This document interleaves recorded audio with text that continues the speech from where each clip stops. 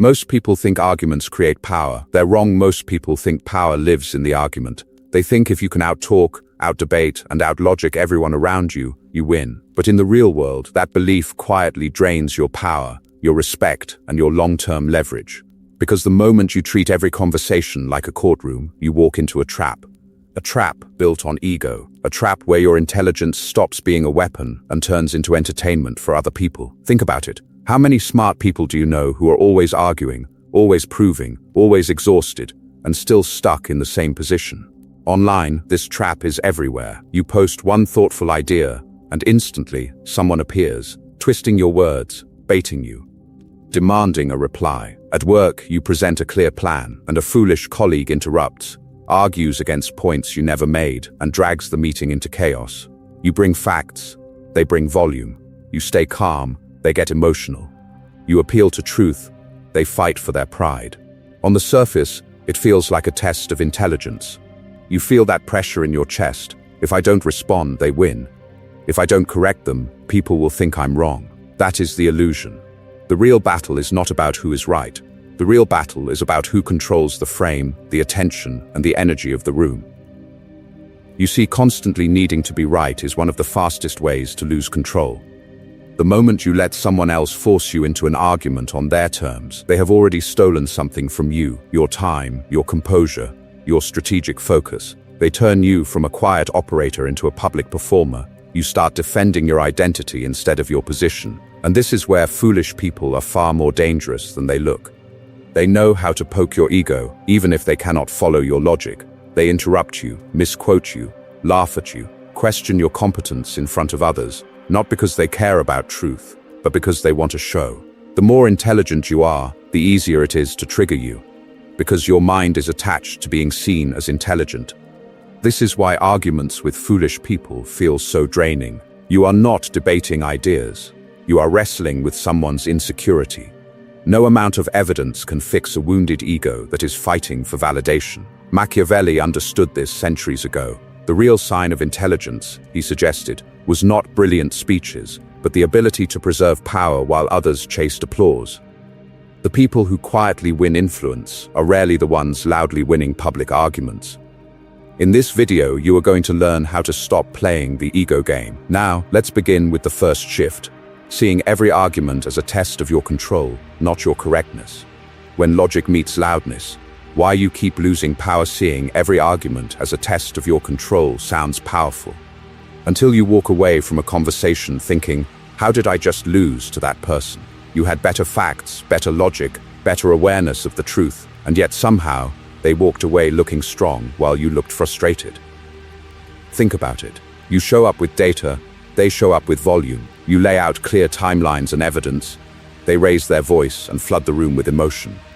You try to keep the conversation grounded. They turn it into a performance. By the end, nobody remembers your points. They remember who looked dominant. You see, most people are secretly watching a different game. On the surface, the argument is about who is right. Underneath, the real contest is who looks weak. The moment the conversation shifts from truth to status, logic loses its power. Intelligent people feel this shift as a knot in the stomach, that sense that no matter what you say, the other person's ego will not let them lose. Picture a meeting at work. You calmly explain why a project is risky. You have numbers, projections, even examples from other companies. Then a louder colleague cuts in.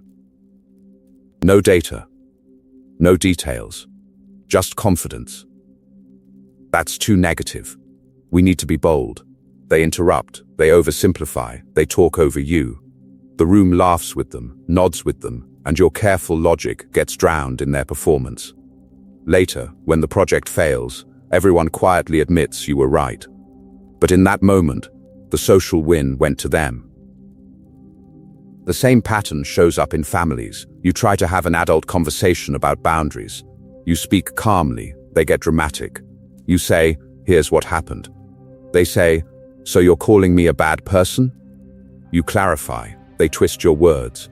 You stay measured, they escalate tears, shouting, or cold silence. The argument stops being about the original issue and becomes a test of loyalty, guilt, and emotional submission. In friend groups and online, it's even worse. You write a thoughtful comment, they reply with sarcasm and outrage. You ask a precise question, they move the goalposts. You bring research, they bring memes and mockery. The crowd rewards entertainment, not accuracy. Your attention and energy get drained, while their ego gets fed by every reaction you give. This is why these conversations feel so expensive. You lose time, you lose emotional control, and you quietly lose reputation.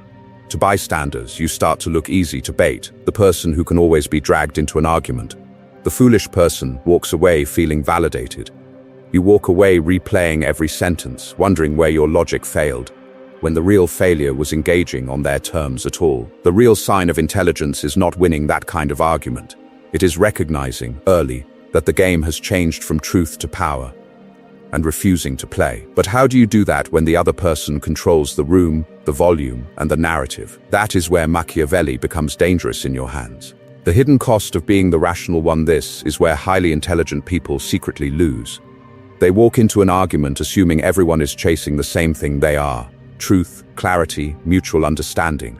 On paper, that sounds noble. In real power struggles, it is one of the fastest ways to hand control to the most shameless person in the room. You see, you enter the conversation like it is a joint investigation. You bring logic, they bring ego. You ask, what is actually true here? They ask, how do I avoid looking weak in front of these people? You are playing to solve the problem. They are playing to protect their image.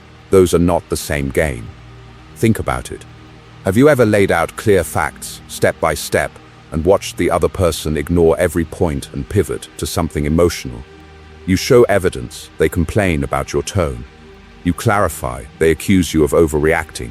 You stay calm, they raise their voice and look around for an audience. At that point, this is no longer a search for truth. It is performance. This is why your intelligence becomes a trap. You keep assuming that if you explain yourself one more time, if you refine your argument, if you stay rational enough, they will finally understand. But they are not trying to understand. They are trying to win the crowd, protect their ego, or assert dominance. You are playing chess while they are playing wrestling. And you keep wondering why they keep grabbing the board and throwing it off the table. In wrestling, the crowd does not care about the rules of chess. They care about who looks stronger, louder, more confident. The more you insist on the rules, the more foolish and powerless you appear, because the real game is happening somewhere else, in perception, in status, in emotional impact. So you need a new objective. The goal is no longer proving you are right. The real sign of intelligence is protecting your energy, your reputation, and your long-term leverage in the room. Power is not about winning today's argument. Power is about walking out of that room with your options intact and your emotional state under control. Here is the pattern interrupt. Every argument has a hidden price tag. It costs attention.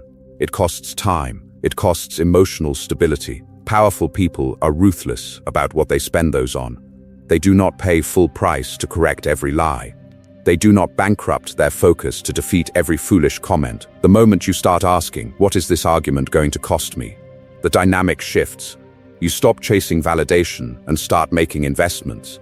You begin to walk away from ego battles that damage your reputation, and you save your strength for fights that actually move your life forward. Now, let's begin turning that awareness into strategy. If you cannot change the game they are playing, you change the battlefield you are standing on. In the next section, you will see how underdogs quietly do exactly that. Machiavelli's real lesson. Power isn't about being right. Machiavelli would agree with you on one thing. Walking straight into the front door of power when you are the weakest person in the room is suicide. The real game is not played on the surface where people shout about who is right. The real game is played underneath, where someone quietly decides what everyone will pay attention to next. You see, most people hear the name Niccolo Machiavelli and picture a cartoon villain. Poison, betrayal, endless cruelty. But look at the world he lived in. Fragile city-states, unstable courts, princes here today, executed tomorrow. He was not writing for invincible emperors. He was writing for leaders who could be destroyed by a single mistake, and for weak states surrounded by stronger enemies. This is why his work is so dangerous and so useful for you as an underdog. Machiavelli understood something most people never learn. Power is not about proving that you are right in an argument. Power is about directing energy. Power is about deciding where the next action goes, whose voice gets heard, and which problem everyone suddenly treats as urgent. Think about it. You bring logic, they bring status. You bring facts, they bring louder opinions. You argue for truth, they argue for their ego. If you keep fighting on that surface level, you lose, because the battlefield has been chosen to favor them. The moment you accept their frame, you are already playing the wrong game. The Machiavellian mind does something different. It steps back, it watches. It studies the emotional battlefield before saying a single word. Who is actually important here? Who follows whom? Who is secretly afraid of losing their position? Intelligent people in chaotic environments do not rush to speak. They calculate when their words will actually move reality and when silence keeps them safer. This is not about being evil. It is about being strategic in environments where direct confrontation with stronger players is suicidal. Machiavelli advised weaker states to avoid open war with powerful neighbors, to use timing, alliances, and perception instead. You do the same in your office, your family, your social circle. You appear compliant while you quietly shift where information flows, who gets credit, and when decisions are made. In this video, you are going to learn how to use silence as pressure, how to let powerful people underestimate you, and how to turn their overconfidence into your shield. Behavioral research shows that people with power routinely overestimate their control and underestimate others' intelligence. That blind spot is your opening. The real sign of intelligence is not that you win every debate. It is that you avoid the debates that drain your leverage, and you save your attention for the few conversations that can actually change your life. In the next section, we will start translating Machiavelli's laws for princes and weak states into concrete tactics you can use tomorrow, when you walk back into that meeting. That household or that social circle where you supposedly have no power at all. Why fools crave fights, and the powerful avoid them. If you want to see who actually has power in a room, don't look at who's talking the loudest. Look at who is perfectly calm, while everyone else is trying to pull them into a fight. Think about it. Foolish people crave fights the way addicts crave a hit. They need reactions, drama, visible conflict. Why? Because conflict gives them a feeling of importance. When someone raises their voice at them, when faces turn, when the whole conversation suddenly orbits around their outburst, their ego lights up. For a brief moment, they feel alive. They feel powerful. You see, attention is the real currency of power, not titles, not job descriptions. Attention, the person who can pull the room's focus, even through chaos, feels powerful, even when they are completely wrong on the facts. You bring logic, they bring spectacle. You bring truth, they bring theater. And in a distracted crowd, theater often wins the moment. This is why foolish people constantly provoke.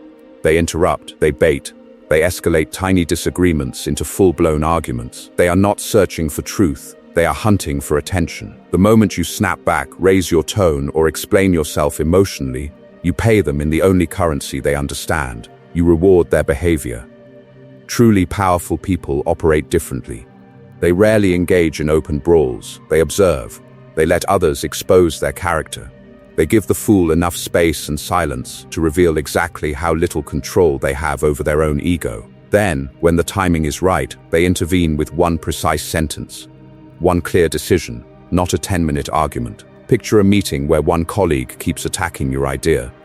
They exaggerate your flaws, twist your words, and keep glancing around to see who's watching. If you jump into a heated back and forth, you give them everything they want, your attention, your emotional energy, and the spotlight of the room.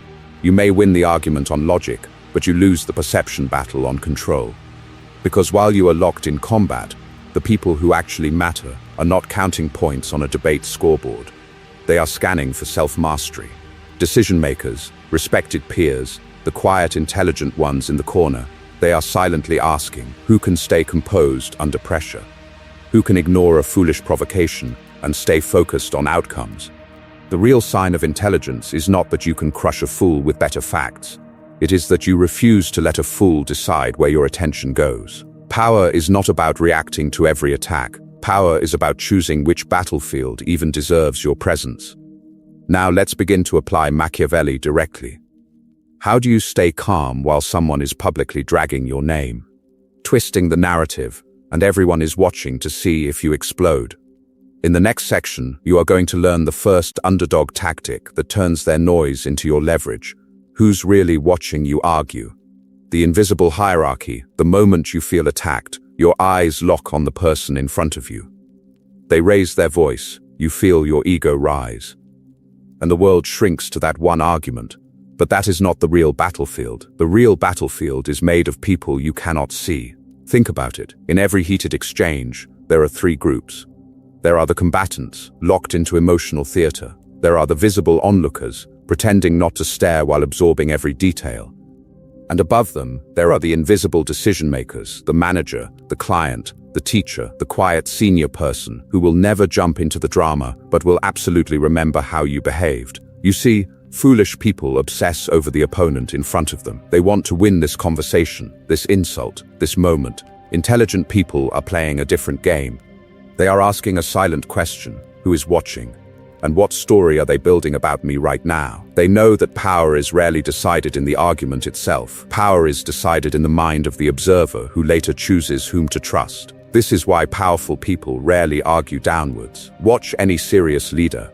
They do not spend their day battling every complaint in the hallway or every disrespectful comment online. When they argue with people far beneath their level of responsibility, it sends a clear signal: insecurity, loss of control, fragile ego. The higher you are, the more every public argument looks like a confession that you feel threatened. Here is the pattern: interrupt. The argument you think you are in is almost never the argument you are actually in.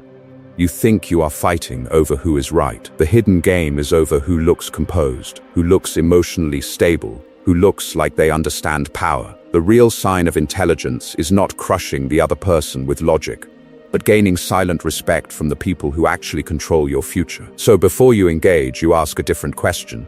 Not can I win this, but who do I gain status with by entering this fight, and who do I lose status with? If you clap back at a coworker in front of their friends, you might win their temporary fear and lose your manager's long-term trust. If you drag someone publicly online, you gain attention from the crowd and lose credibility with the serious people who hire, partner, and invest. In this video, you are going to learn how underdogs flip this dynamic. When you appear powerless, your greatest weapon is how you perform in front of the hidden audience. From this point on, every conflict becomes a stage test. In the next section, you will see exactly how to act like the person the powerful silently respect, even when you have zero official authority and no one expects you to matter. 8. Machiavellian plays for the intelligent underdog. From this point on, every conflict becomes a stage test. So now we need a script, not a vague mindset. A concrete playbook. In this video, you are going to learn 8 Machiavellian strategies built specifically for intelligent underdogs who feel outgunned in every conversation, every meeting, every family drama. Most people respond to power by arguing harder. They raise their voice, repeat their logic, and hope truth will magically win.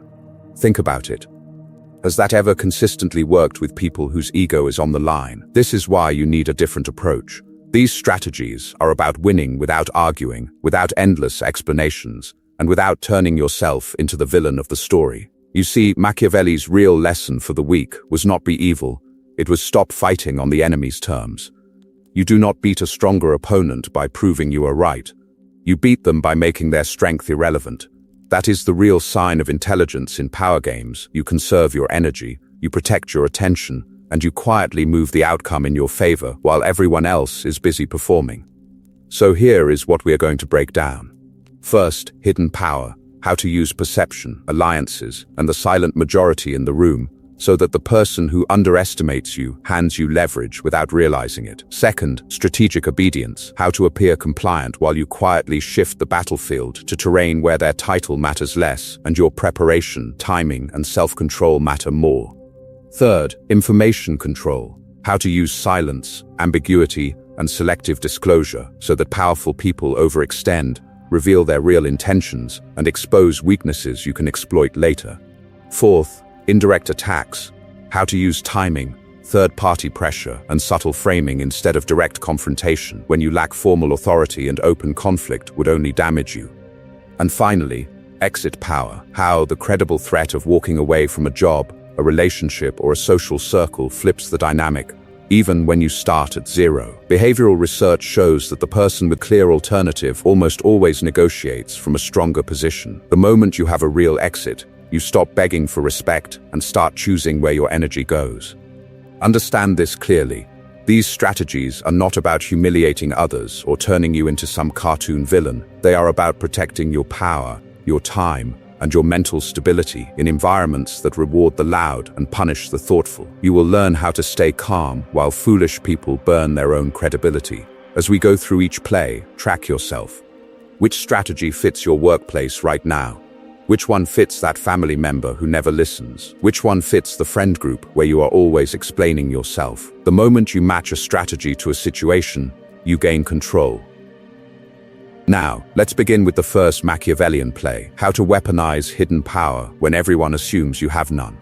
The real test of intelligence, knowing when not to fight weaponizing hidden power, begins with one brutal correction to how most people see intelligence. You have been trained to believe that the smartest person is the one who wins the most arguments. In the real world, that mindset is one of the fastest ways to lose your power. The real sign of intelligence is not how many arguments you win. It is how many pointless battles you never enter. Think about it. Every argument demands attention, emotion, time, and energy. You only have so much of each. The moment you waste them on foolish people, you are paying a hidden tax on your future. Powerful people understand this. They are not obsessed with proving that they are right. Their priority is protecting their position. Power is not about shouting the truth louder. Power is about deciding which conversations deserve your presence at all. You see, the person who drags you into every debate already controls you. They decide your focus. They decide your emotional state. Machiavelli advised weaker states to avoid direct war with stronger ones, not because the weaker side lacked courage, but because direct conflict handed the battlefield to the enemy's strength. The intelligent ruler conserved soldiers, gathered information, waited for timing, used alliances and perception instead of raw force.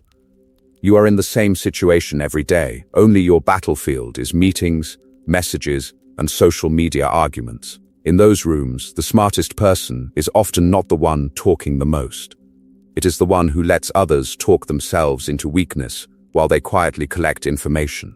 You watch who interrupts, you notice who exaggerates, you observe who needs to look powerful. While they perform, you calculate. While they defend their ego, you protect your leverage. So start seeing yourself as that person. You are not a gambler chasing every hand, throwing arguments at every slight. You are an investor choosing bets. Before you speak, you ask, what is the return on this conflict? Does this argument increase my power, improve the outcome, or protect my position? If the answer is no, you walk away and let them win the noise. This is why strategic restraint is not weakness, it is discipline. It separates you from the crowd of reactive, easily provoked people you see every day. They fight for appearances, you fight only for advantage. They chase validation, you chase control. In this video, you are going to learn specific disciplines that make this identity real. How do you stay silent without looking weak? How do you ignore provocation without being dismissed? How do you let others overextend while you stay invisible? The next strategy answers that, and it will feel like breaking a rule you were taught since childhood. Say it out loud. Silence is power. This next move will feel wrong at first, because you were trained to do the opposite. You were trained to speak up, to defend yourself, to explain. Now let's begin breaking that reflex. Right now, I want you to do something simple and very specific. Scroll down and type 3 words in the comments. Silence is power. Not later. Not when you feel like it. Do it now. Think about it. Your fingers hitting those keys are not only feeding the algorithm, they are signing a tiny contract with a new identity. The moment you write silence is power, you are declaring who you are choosing to become. The person who no longer gets dragged into every argument, every pointless conversation, every ego battle that drains your energy and gives you nothing in return. You see, intelligent people don't wait for a perfect situation to change. They make small, visible commitments that shift how they see themselves, and then they start acting in alignment with that new role. Most people still believe silence means you lost. They believe that if you do not respond, you are defeated by the other person's logic or confidence. This is why they keep talking. This is why they chase every comment, every accusation, every passive-aggressive remark. They are terrified of appearing weak. But the real sign of intelligence is different. Power is not about speaking more. Power is about choosing when your voice actually matters. So when you write "silence is power," you are not promising to be quiet forever. You are promising to be selective. You are promising that the next time your coworker tries to bait you into a public debate in front of the team, you will not perform for the crowd. You will let them talk. You will let them over-explain, contradict themselves, and reveal their insecurity while you stay composed. Picture a family argument where everyone is raising their voice at the dinner table. You used to jump in, defend yourself, explain your truth. You bring logic, they bring louder emotions. Now you remember 3 words. You breathe. You let the noise pass over you. Later, in a calm one-on-one, you say one clear sentence that actually changes behavior. Silence first. Precision later. That is control. The same thing applies online. Someone leaves a foolish, aggressive comment trying to drag you into a spiral. Before, you would respond, argue, refresh, waste an hour of attention. Now, you see the trap. You remember what you typed. Silence is power. You move on, and their ego starves. Here is the pattern interrupt. Silence is not only defensive. Used correctly, it becomes a weapon. When you stop filling the air with explanations, other people rush to fill the gap. They reveal their fears, their motives, their weak spots, while you say almost nothing. In the next strategies, you are going to learn exactly how to use that silence to make powerful people overextend, miscalculate, and hand you leverage they never intended to give you. From theory to tactics, your first Machiavellian move now that you understand the trap of arguing, this is where everything changes. Up to this point, we've been in theory, power dynamics, ego, silence. But from this moment on, we move into tactics, concrete moves, real strategies you can use the next time someone tries to drag you into a foolish argument where logic has no authority. You see, these tactics are not designed for peaceful, rational conversations with intelligent people who care about truth. Those are rare, and you already know how to handle them. These tactics are for the boss who talks over you, the relative who explodes when challenged, the coworker who twists every conversation to protect their ego and status.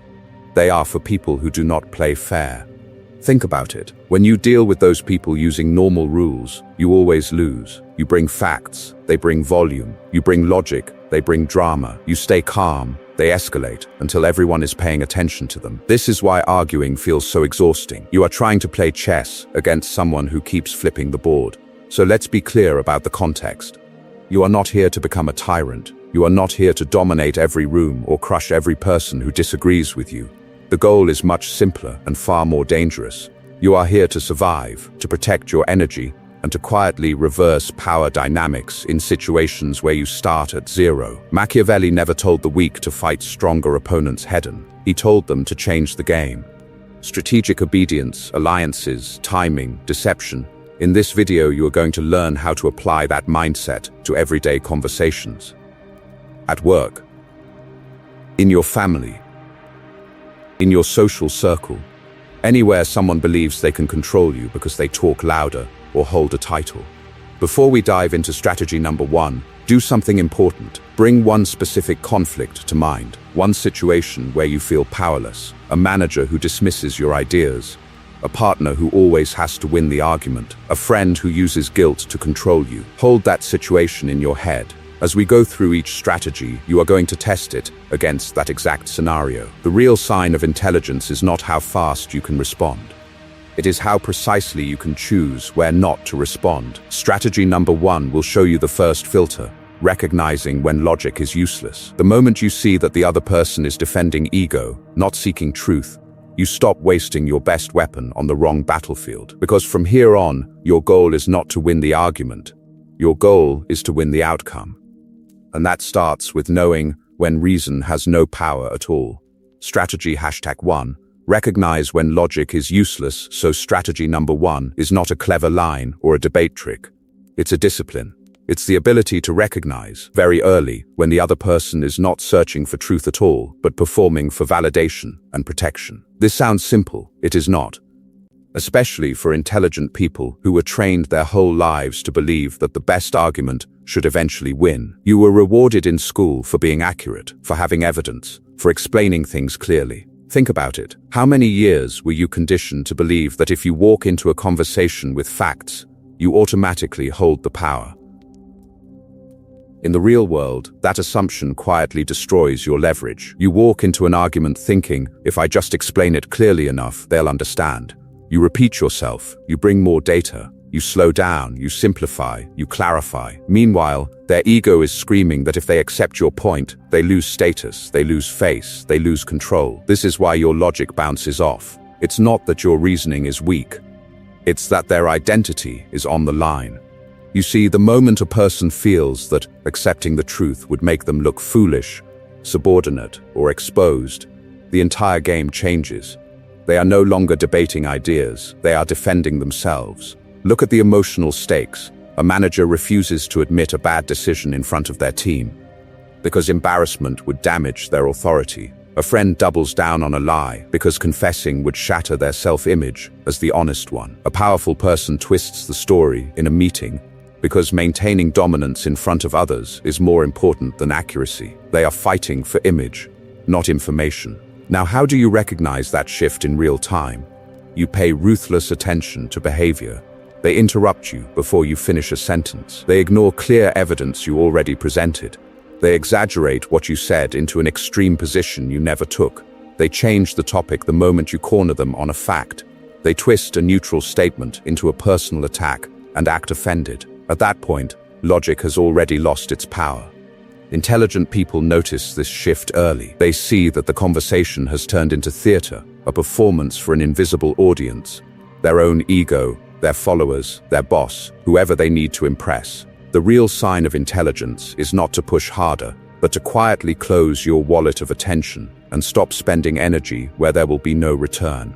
Because once you can diagnose that the other person is performing, you can switch strategies. You stop arguing and start using Machiavelli's rule: never fight on the terrain your enemy has chosen. Now, let's begin to explore what you do instead when logic is useless, and how silence, questions, and apparent obedience can flip the entire dynamic in your favor.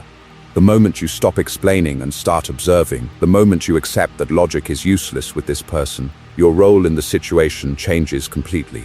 You are no longer the honest debater trying to reach truth. You become the quiet observer mapping the battlefield. You see, once you stop explaining, you free up attention. All the energy you were burning on the argument can now be redirected to something far more powerful: pattern recognition. How do they react when you disagree? When you stay silent? When someone else walks into the room? You are collecting data, not chasing validation. Think about it. While they are performing, their ego is wide open. Every interruption, every exaggerated claim, every attempt to dominate the conversation is a clue. Intelligent people stop asking, "How do I convince them?" and start asking, "What are they protecting?" Is it their status in front of others? Their image as the expert? Their sense of control over you? This question is crucial because power always hides behind protection. A manager who shuts you down in meetings is usually defending status. A friend who refuses to admit fault is guarding their image. A partner who escalates every small disagreement is fighting to keep control. Once you see what they are protecting, you understand where they are weak. Here is the pattern shift. You used to think the goal was to win this argument. Now, the internal script changes. Instead of, "How do I win this point?" you ask, "How can I use what they're revealing later when it actually matters?" That single mental pivot moves you from emotional victim to strategic player. This is why the observational stance is so dangerous in the best way. The moment you mentally step out of the argument, you stop bleeding emotionally. Their insults hit air. Their theatrics become information. You are no longer playing their game, you are watching them play themselves. Notice what happens when you respond with calm, minimal words. They often talk more, they over-explain, they contradict themselves. Behavioral research shows that people with power routinely overestimate their control and underestimate others' intelligence. When you appear harmless and quiet, they feel even safer revealing their habits, their blind spots, their triggers. Use this. Let them show you what works on them. Flattery, fear of embarrassment, desire for public praise, terror of being ignored. You are building a private map of their psyche. Later, when a promotion, a negotiation, or a real decision is on the line, that map is worth far more than winning some foolish argument on a Tuesday afternoon.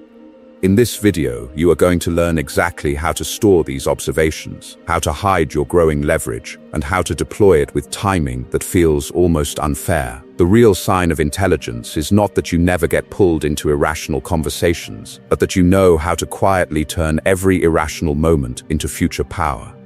In the next strategies, we will turn this silent observation into weapons. Silence that corners them, questions that expose them, and strategic obedience that makes them underestimate you even more. Strategy #2. Turn their overconfidence into your cover. Strategic obedience is the bait. Their overconfidence is the trap. The moment a powerful person decides you are harmless, they hand you the only weapon you actually need: invisibility. People at the top routinely misread the field. Power makes them overestimate their control and underestimate the intelligence of everyone beneath them. Behavioral research shows this again and again. The more authority people feel, the more they assume others will comply. The more they assume no one is really paying attention. This is why those in charge repeat the same monologues, reveal the same patterns, and broadcast their weaknesses without even noticing. You see, they are not studying you. They are performing for themselves. They believe their title, their status, their money guarantees that the conversation will orbit around their ego. That arrogance is your cover. You do not fight it head on.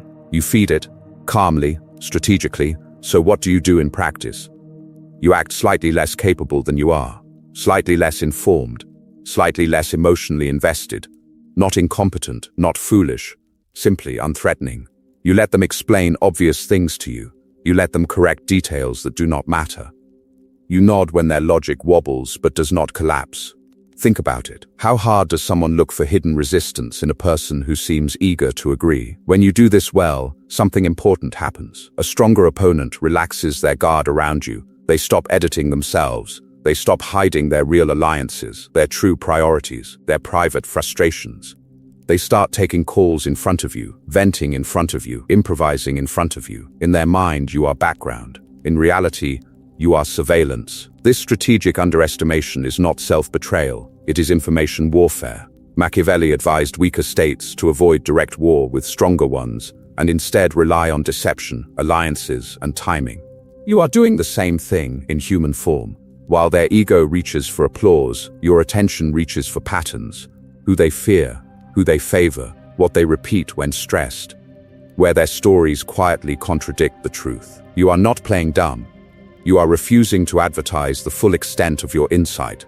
The real sign of intelligence is not announcing how much you see, but choosing when it becomes visible. In this video, you are going to learn how this restraint turns into power. For now, your goal is simple: collect. You collect small lies, casual promises, reckless statements, and emotional tells, all protected behind the shield of their overconfidence. Ask yourself, if they really knew how clearly you understood them, would they speak so freely? Would they joke about bending the rules? Would they admit which metrics they quietly manipulate, which people they secretly despise? Most powerful people would not. But to someone who appears obedient, they confess without realizing they are confessing. This is why you never rush to use what you know. You store it. You let time stack their contradictions, because in a later strategy, you will see how a single, well-timed piece of information can flip an entire power dynamic in one controlled move. How power blinds the powerful and frees you. And here is what most people never understand about that pile of contradictions you're collecting. The person on the other side literally cannot see it. Power doesn't only give them control over resources. Power distorts their perception of reality. Behavioral research shows that when people feel powerful, they routinely overestimate their control over outcomes and underestimate everyone else's intelligence. Think about it. Give someone a title, a corner office, constant praise, and watch what happens to their mind. At first, they still remember what it felt like to be questioned. But over time, the compliments become automatic, the meetings become staged, and the conversations become one-directional. People laugh at their weak jokes. People nod at their bad ideas. The feedback loop collapses. They stop hearing truth. and start inhaling their own narrative. You see, this is not an accident. Hierarchies create a bubble. The higher someone climbs, the more their environment filters reality for them. Assistants smooth the edges. Subordinates soften the language. Critics are removed from the room. The result is a leader who believes they are more intelligent than they are, facing followers they believe are more foolish than they are. That gap between their confidence and the actual situation is your hidden terrain. This is why your apparent powerlessness is so deceptive. On paper, you have no authority. In practice, you have something far more dangerous. You can move almost invisibly inside their bubble. While they perform, you observe. While they talk, you track patterns. You notice which rules they break, which promises they repeat, which people they secretly fear. You quietly gather receipts, timelines, and contradictions. Knowing that every arrogant decision they make without real feedback increases your leverage later. Imagine a manager who loves to improvise, who dismisses data, who rolls their eyes at warnings. They feel untouchable. Research shows that people in this state literally pay less attention to subtle cues from others. That means your silence, your neutral face, your obedient sure. We'll do that barely registers as a threat. The moment you stop trying to argue and start using their overconfidence as camouflage, the entire power dynamic shifts in your favor. Their arrogance is not only annoying, it is your invisibility cloak. Because they assume you are no danger, they reveal more than they should in casual conversation. They complain about superiors. They confess to cutting corners. They brag about bending rules. They treat you like a harmless audience member in the theater of their ego, not realizing you are memorizing the script. The real sign of intelligence is not to attack that ego too early. It is to let it grow, to let it overextend, to let it document its own weakness in public and in writing. Because the more they underestimate you now, the more violent the power flip will feel when you finally decide to act. And in the next part, you will see how to choose that exact moment. Pattern break. Stop trying to impress powerful people. And here is the next trap intelligent underdogs fall into. The moment they notice that ego overextending, they rush in to prove how smart they are. They cannot resist the performance. They start debating, correcting, showcasing their knowledge to the very people who will later decide their fate. You see, this urge feels noble. You want your boss to see you as brilliant. You want your parents to finally admit you were right. You want the social leader in the group to recognize your logic and your truth. Think about it. How many late-night arguments, long emails, or over-explained messages have you crafted, not to change reality, but to impress the person holding power over you? You bring facts, they bring status. You bring data, they bring tone. You bring calm logic, they bring social pressure and a bigger audience. In that kind of conversation, the more you try to shine. The more you look like you are auditioning. The more you explain, the more they feel superior for allowing you to explain. This is why trying to impress powerful people usually backfires. It signals that your attention is for sale. It shows that your energy is easily redirected by a raised eyebrow, a small compliment, or a threat of disapproval. To someone who understands power, that reads as, this person is useful, this person is reactive, this person can be controlled. Here is the pattern interrupt. What if your job is not to impress them at all? What if your job is to study them? In this video, you are going to learn to stop acting like a performer on stage and start operating like a strategist in the shadows. Your role is not the eager genius trying to win the argument. Your role is the quiet observer collecting data, mapping alliances, and waiting for the battlefield that favors you. Imagine a meeting where the senior manager dominates every conversation. The smart kid tries to argue, gets cut off, looks emotional, and walks out drained. The strategist asks one precise question, listens to every insecurity hidden in the answer, and says almost nothing. Later, they share those observations with the right colleague at the right time, and suddenly the untouchable manager faces pressure from above, not from you. The real sign of intelligence is to stop chasing validation from those above you and start building independent sources of power, skills that travel, allies outside their circle, information they do not have. Exit options that make their approval optional instead of necessary. Machiavelli advised weaker states to avoid direct war with stronger ones. The underdog that survives is the one that refuses to fight on the enemy's terms. You are doing the same thing socially and professionally. You are shifting from notice me to you will need me. This is not a small behavioral tweak, it is an identity shift.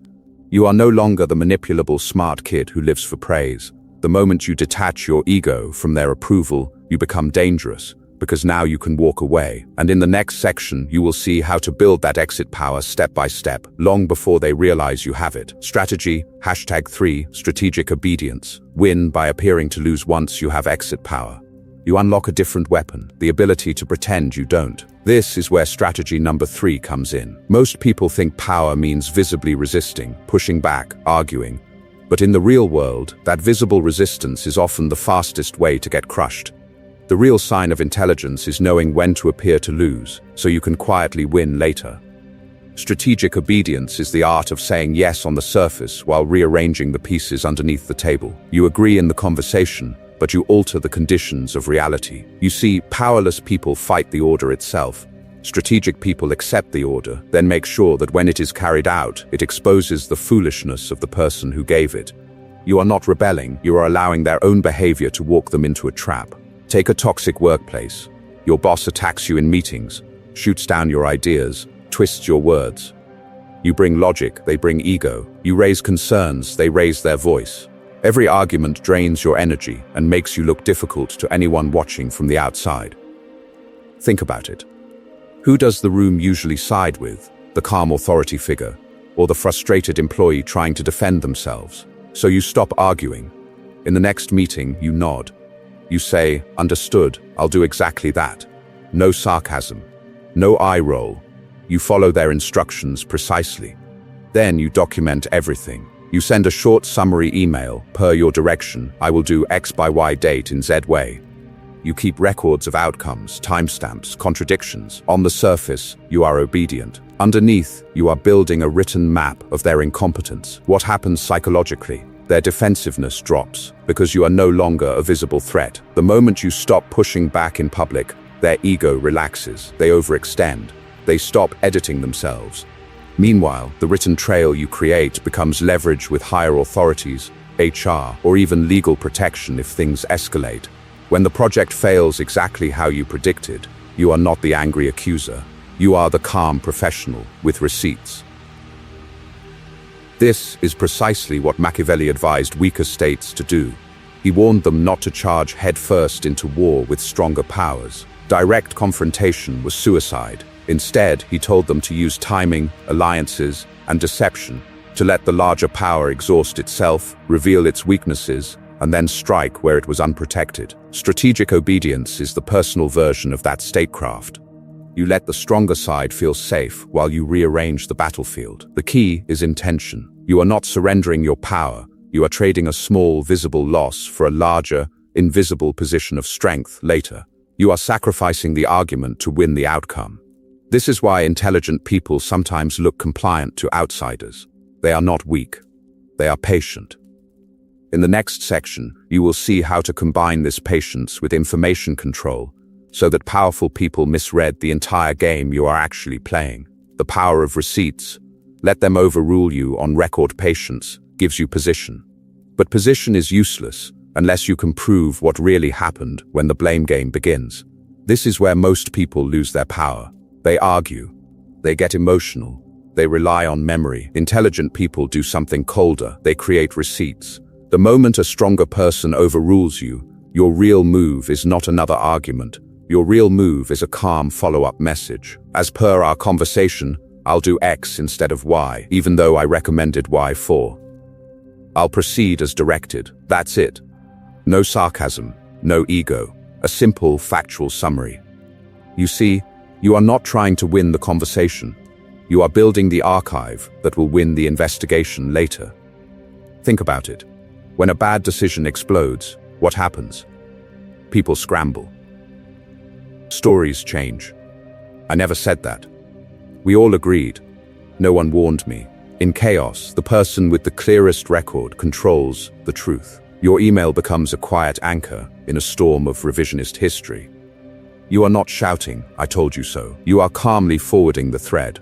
This is why the tone of these messages matters. You stay respectful. You acknowledge their authority. You focus on execution, confirming I'll move forward with X as requested. On the surface, it looks like obedience. Underneath, it is a time-stamped record of who chose what and who used logic to warn against it.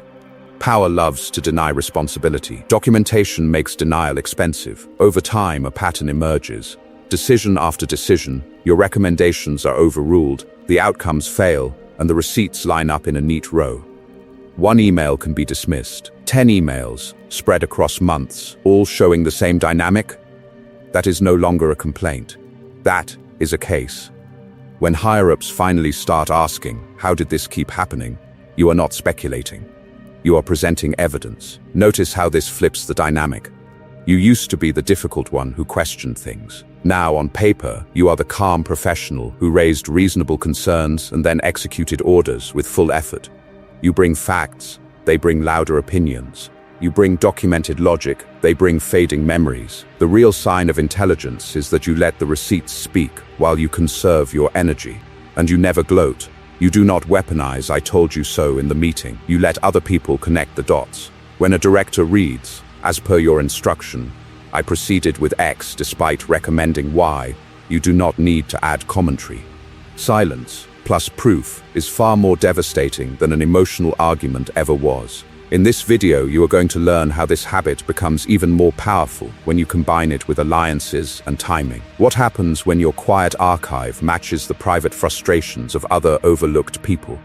What happens when those threads surface at the exact moment a powerful person is already under pressure? In the next section, you will see how to turn simple receipts into a coordinated trigger that can shake a hierarchy without you raising your voice once. When obedience becomes a weapon, not submission, without you raising your voice once.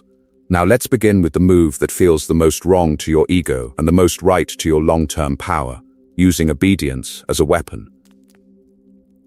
Most people hear obedience and instantly picture weakness. They imagine being a doormat, nodding along while foolish people make terrible decisions. But strategic obedience is the opposite of surrender. It is the decision to comply when resistance would create noise, drama, and punishment, without changing the outcome at all. You are not losing the battle. You are refusing to fight a battle that was already decided. Think about it. How many arguments have you entered where you knew deep down the other person had already made up their mind? You bring logic. They bring ego. You bring facts. They bring volume. In those moments, pushing back does not protect the truth.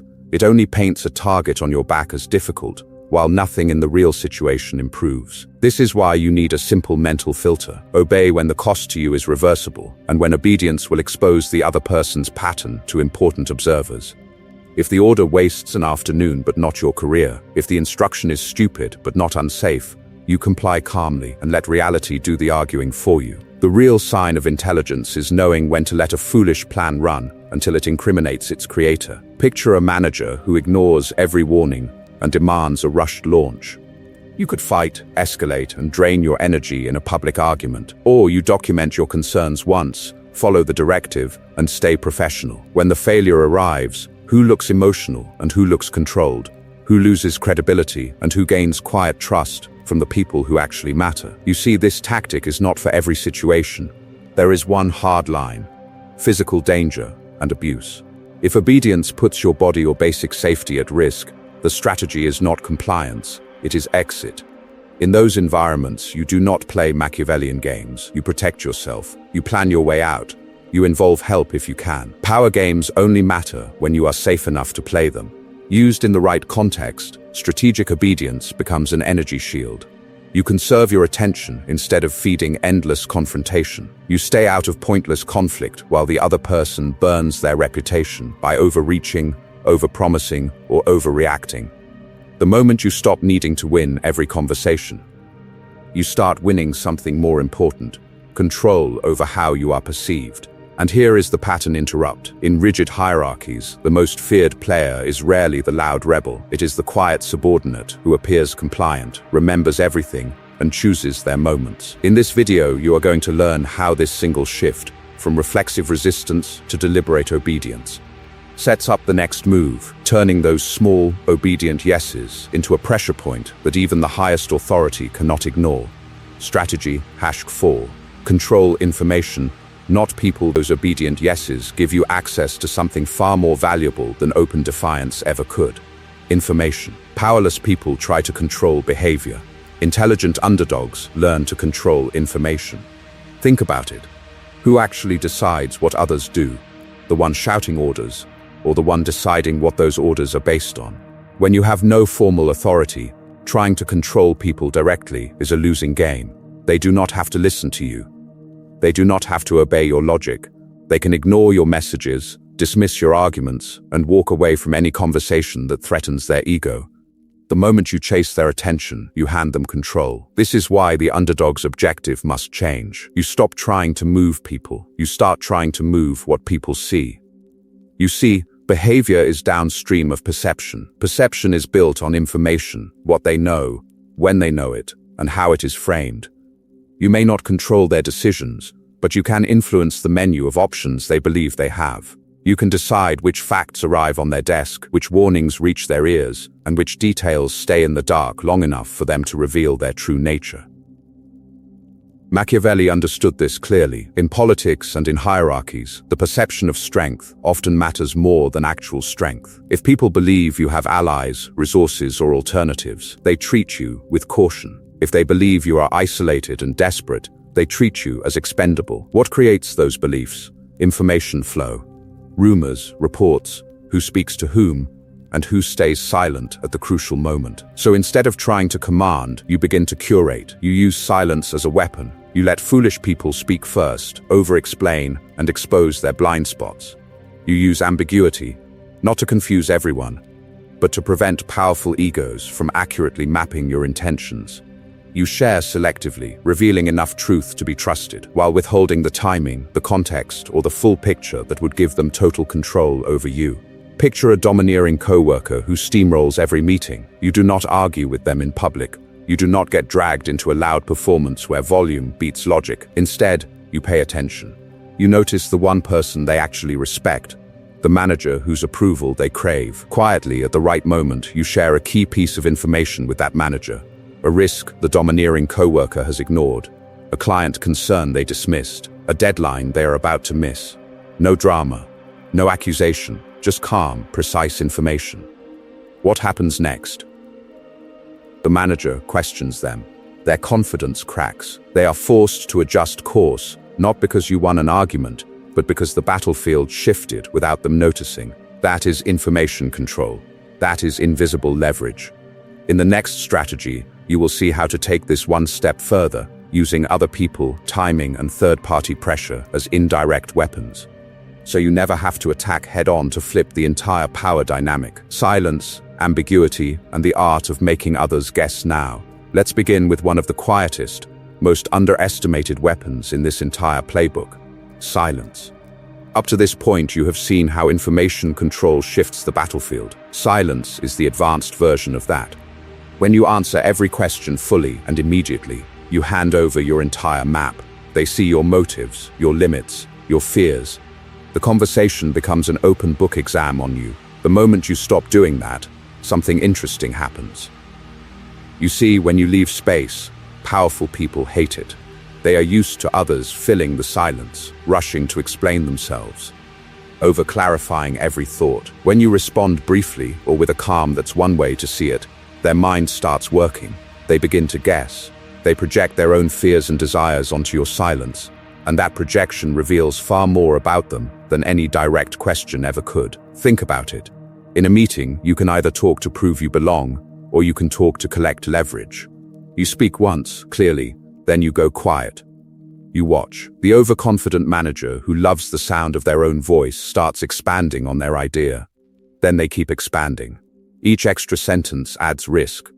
More promises, more claims, more details that can contradict each other. By the end, they have built a fragile tower of words that you can later nudge with a single, well-timed question. This is why ambiguity is so powerful. When you are unclear about your opinions or future actions, people with ego feel an urge to probe you. They ask, "So are you on board or not?" Instead of a full speech, you give a controlled answer, "I'm watching how this develops." That one line forces them to reveal more of their plan, more of their assumptions, more of their hidden worries. Because they are trying to pull you into agreement. They expose their hand, thinking they are pressuring you. In this video, you are going to learn how intelligent underdogs use this in every high-stakes conversation. You say less, but you ask precise questions. What's the risk if this fails? Who owns that decision? What will we cut to fund this? While they scramble to respond, they often contradict previous statements without even noticing. Their own words undermine their authority. You didn't attack. You simply held the mirror and stayed quiet. Notice something important here. This is not about being evasive in a dishonest way. It is about refusing to volunteer information that weakens your position. You are not lying, you are editing. You answer what is asked, not what their ego secretly wants to know. The real sign of intelligence is this: you let their need to talk become your source of power. The more they speak, and the less you do, the more ammunition you quietly collect. And in a later section, you will see exactly how to fire it without ever launching a direct attack. Pattern break. Stop oversharing your strategy. This is where most intelligent people sabotage themselves. They stay quiet about their emotions, but they cannot stay quiet about their strategy. They feel an almost physical urge to explain every boundary, every plan, every step, as if a detailed presentation will force respect. You recognize this, don't you? You tell your manager exactly how you plan to fix the project. You tell your partner exactly how you will respond if they cross a line again. You walk people through your logic, your timeline, your backup plans. You believe that if they see your reasoning, they will cooperate. Think about it. Has that actually given you more power, or has it simply given them a clearer map of how to control you? You see, in balanced relationships, transparency can build trust.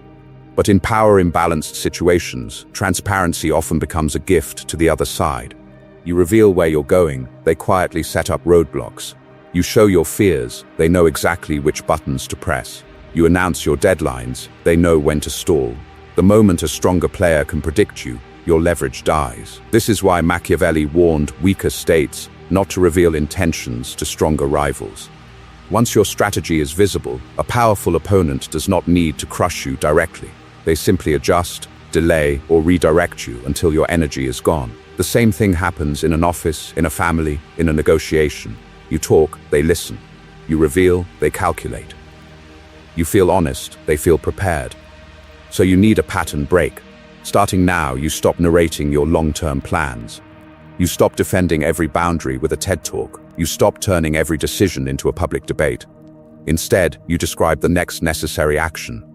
Nothing more. Here's what's happening today. Here's what I can agree to right now. Short, clear, boring, the conversation gets less theater, more facts. Ask yourself a simple test before you speak. If I reveal this, does it actually increase my control, or does it only make me feel understood?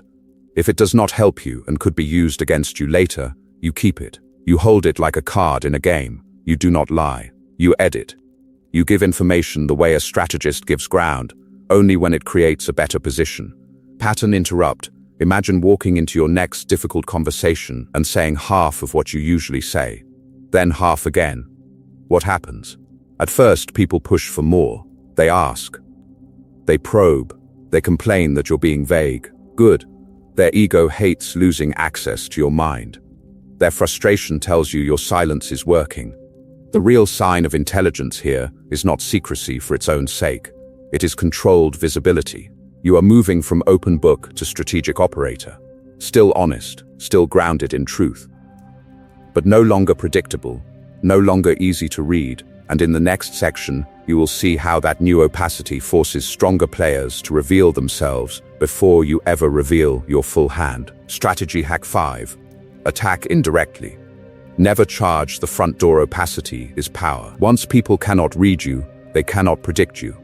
And once they cannot predict you, you gain the freedom to attack without ever looking like you are attacking. Most people do the opposite.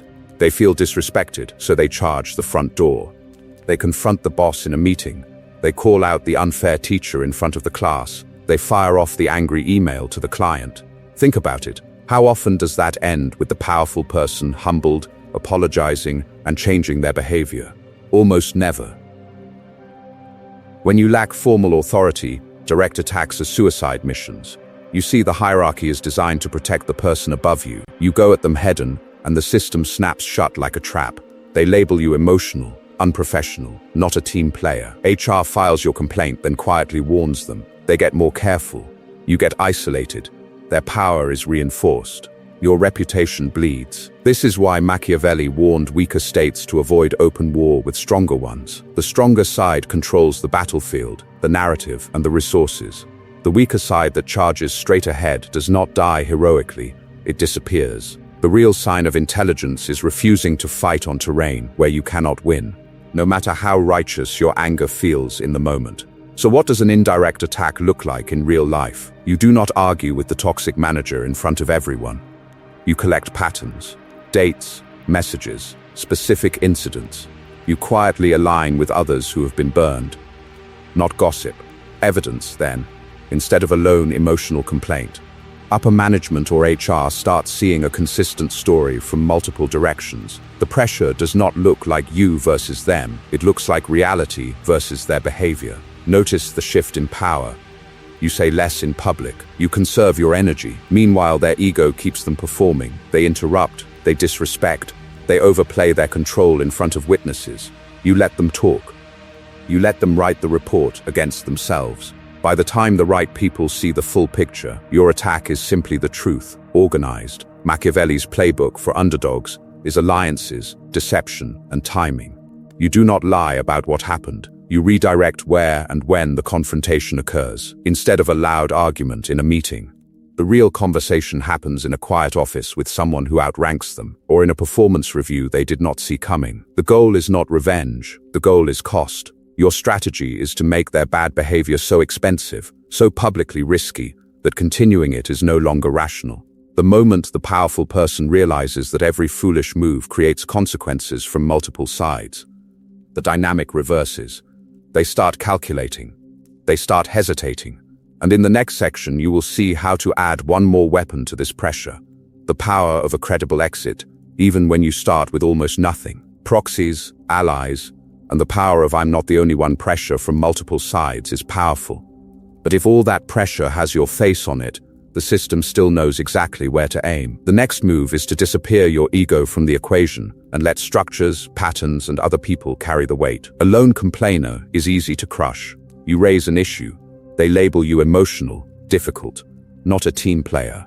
The powerful love one-on-one arguments because they can reduce everything to your personality instead of their behavior.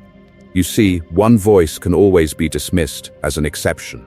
A pattern reported by multiple people becomes a problem they cannot ignore without looking foolish themselves.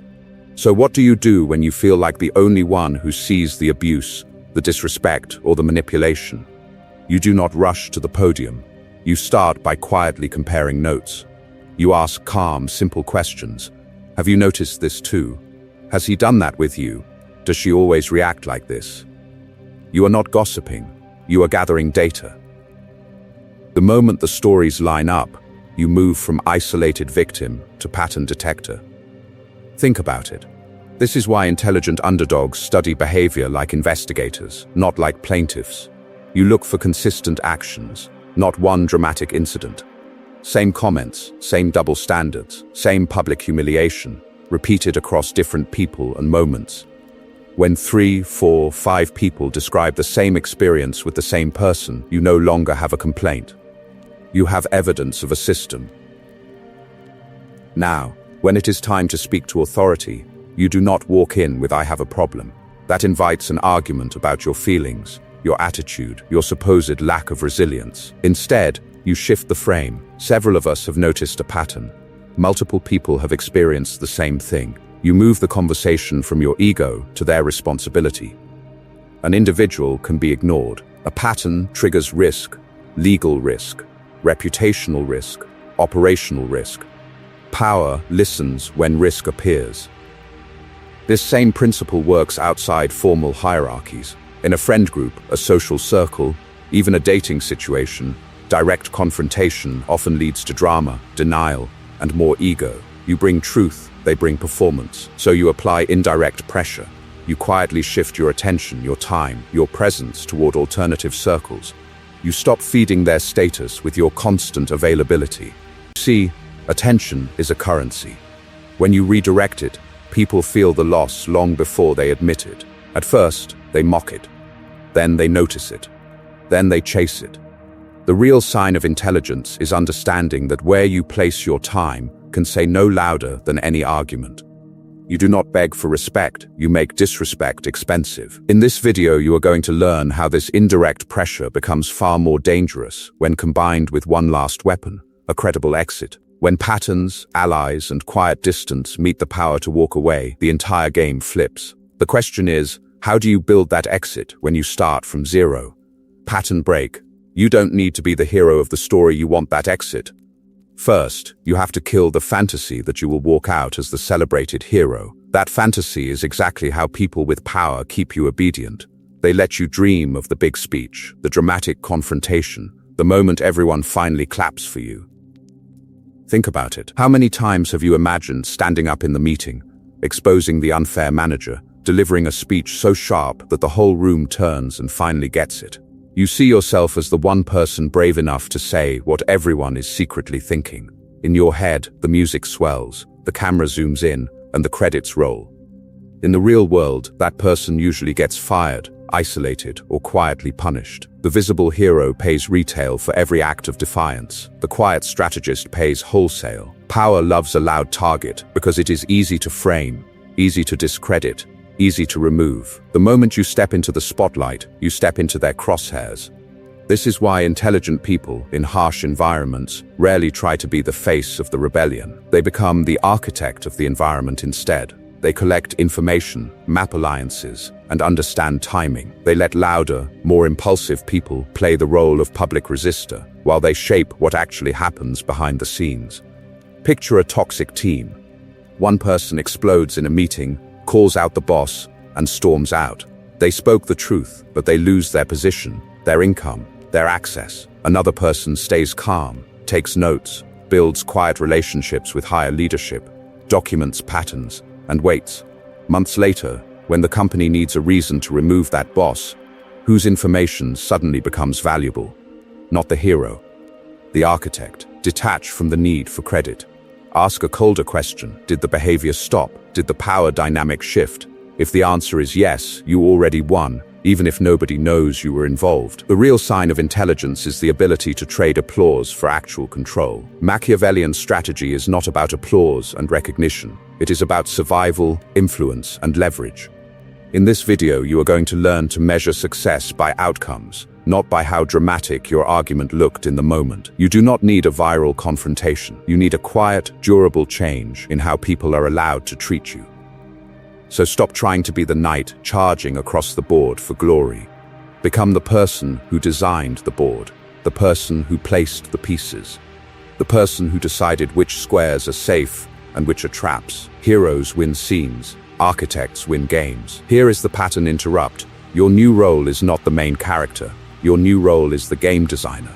Once you accept that, the next question becomes simple and dangerous. How do you redesign the board when every piece appears to belong to someone else? Strategy Sack 6. Exit power. The threat of walking away when every piece appears to belong to someone else. Your first instinct is to fight for a bigger piece. That instinct is wrong. The real power move is to build the ability to walk off the board entirely. Think about it.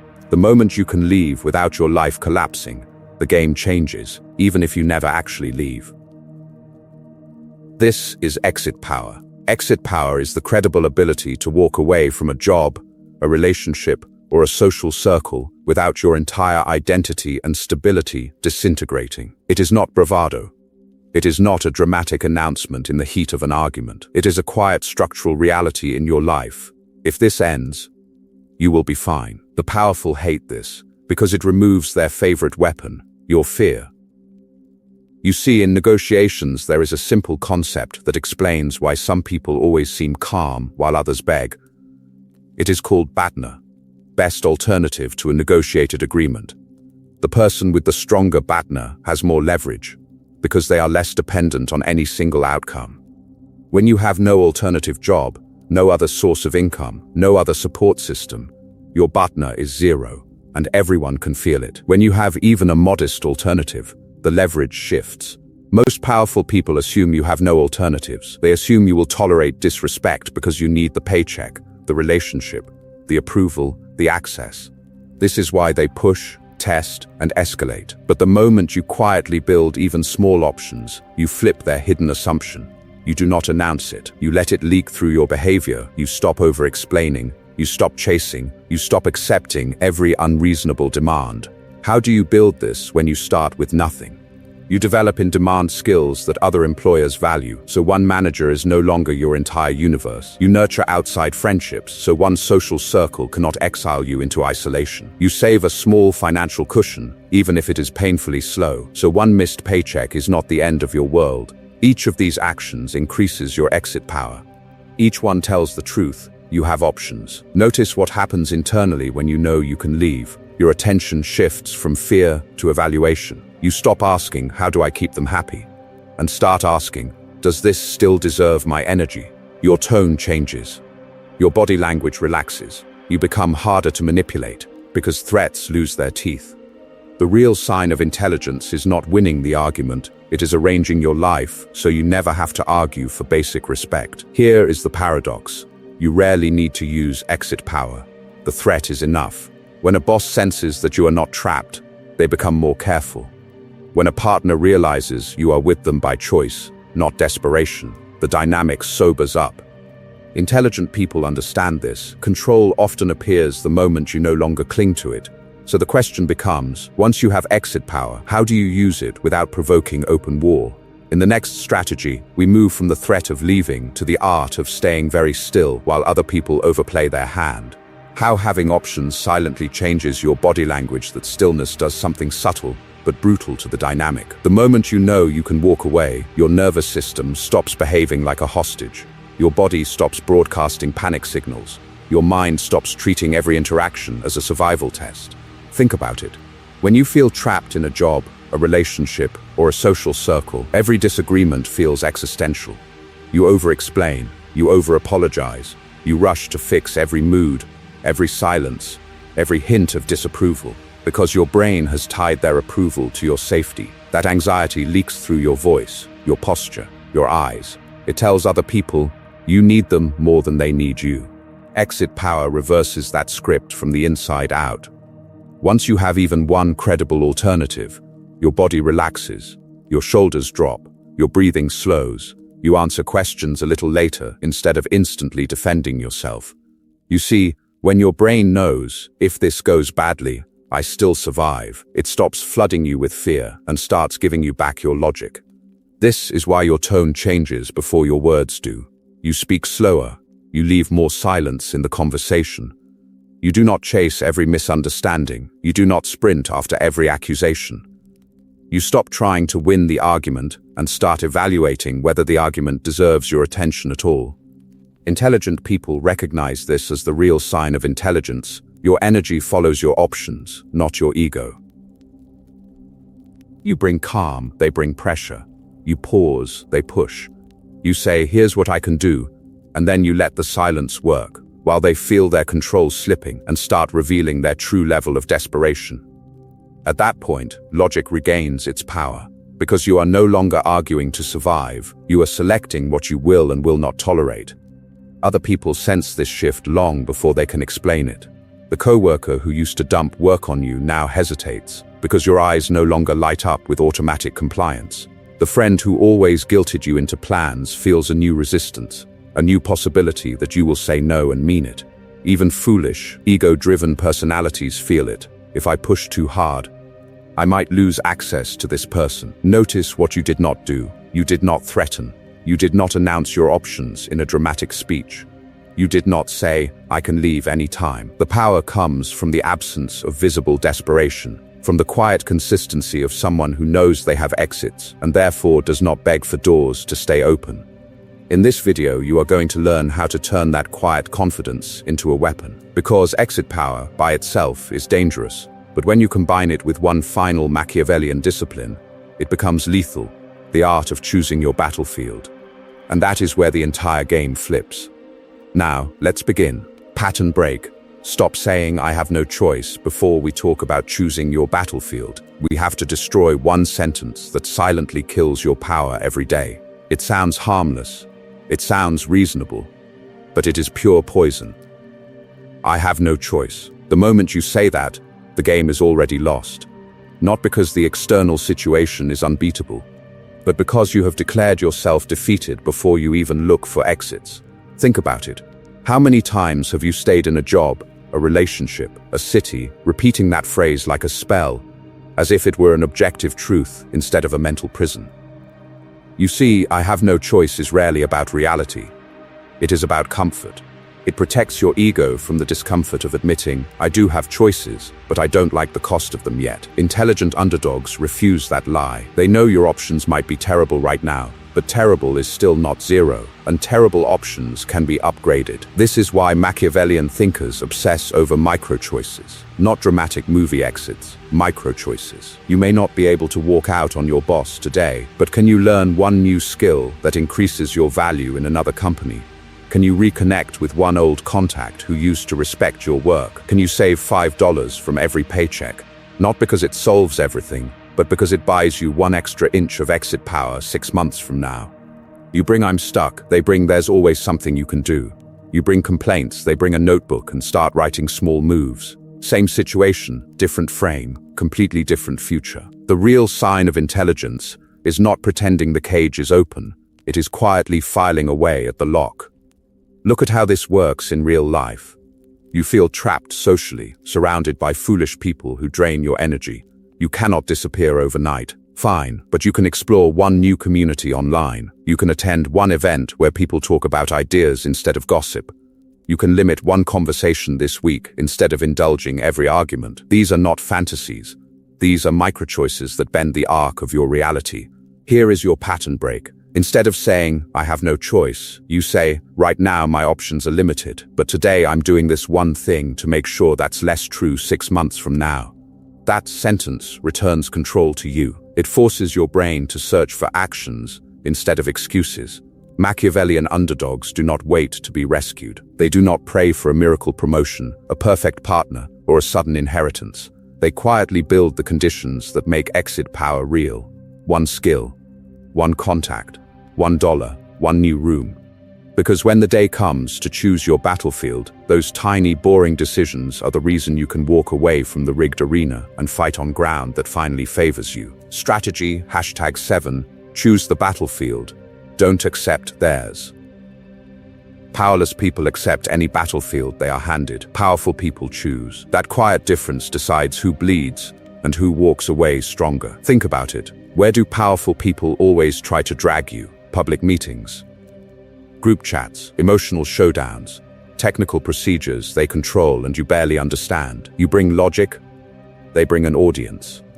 You seek truth, they seek a performance. The moment you accept that terrain, you are already playing a rigged game. Machiavelli understood this long before corporate meetings and Slack channels existed. He warned weaker forces never to fight on open fields where the enemy's cavalry dominates. In modern life, the open field is any situation where volume, status, or spectacle beats clear reasoning. You see, when you argue in front of their allies, under their rules, on their schedule, you give them every advantage and then wonder why your energy disappears. Intelligent underdogs develop a ruthless discipline. They refuse bad battlefields. They do not argue in chaotic group chats where 10 people pile on and screenshots live forever. They do not accept a screaming phone call at midnight when the other person is emotional and they are exhausted. They do not let a boss turn a serious concern into a casual hallway conversation with no record and no accountability. Instead, they move the conflict. Same issue. New terrain. You decline the debate in the group chat and send a calm, precise email. Here are the facts. Here is the timeline. Here is what I'm requesting. Suddenly there is a written record.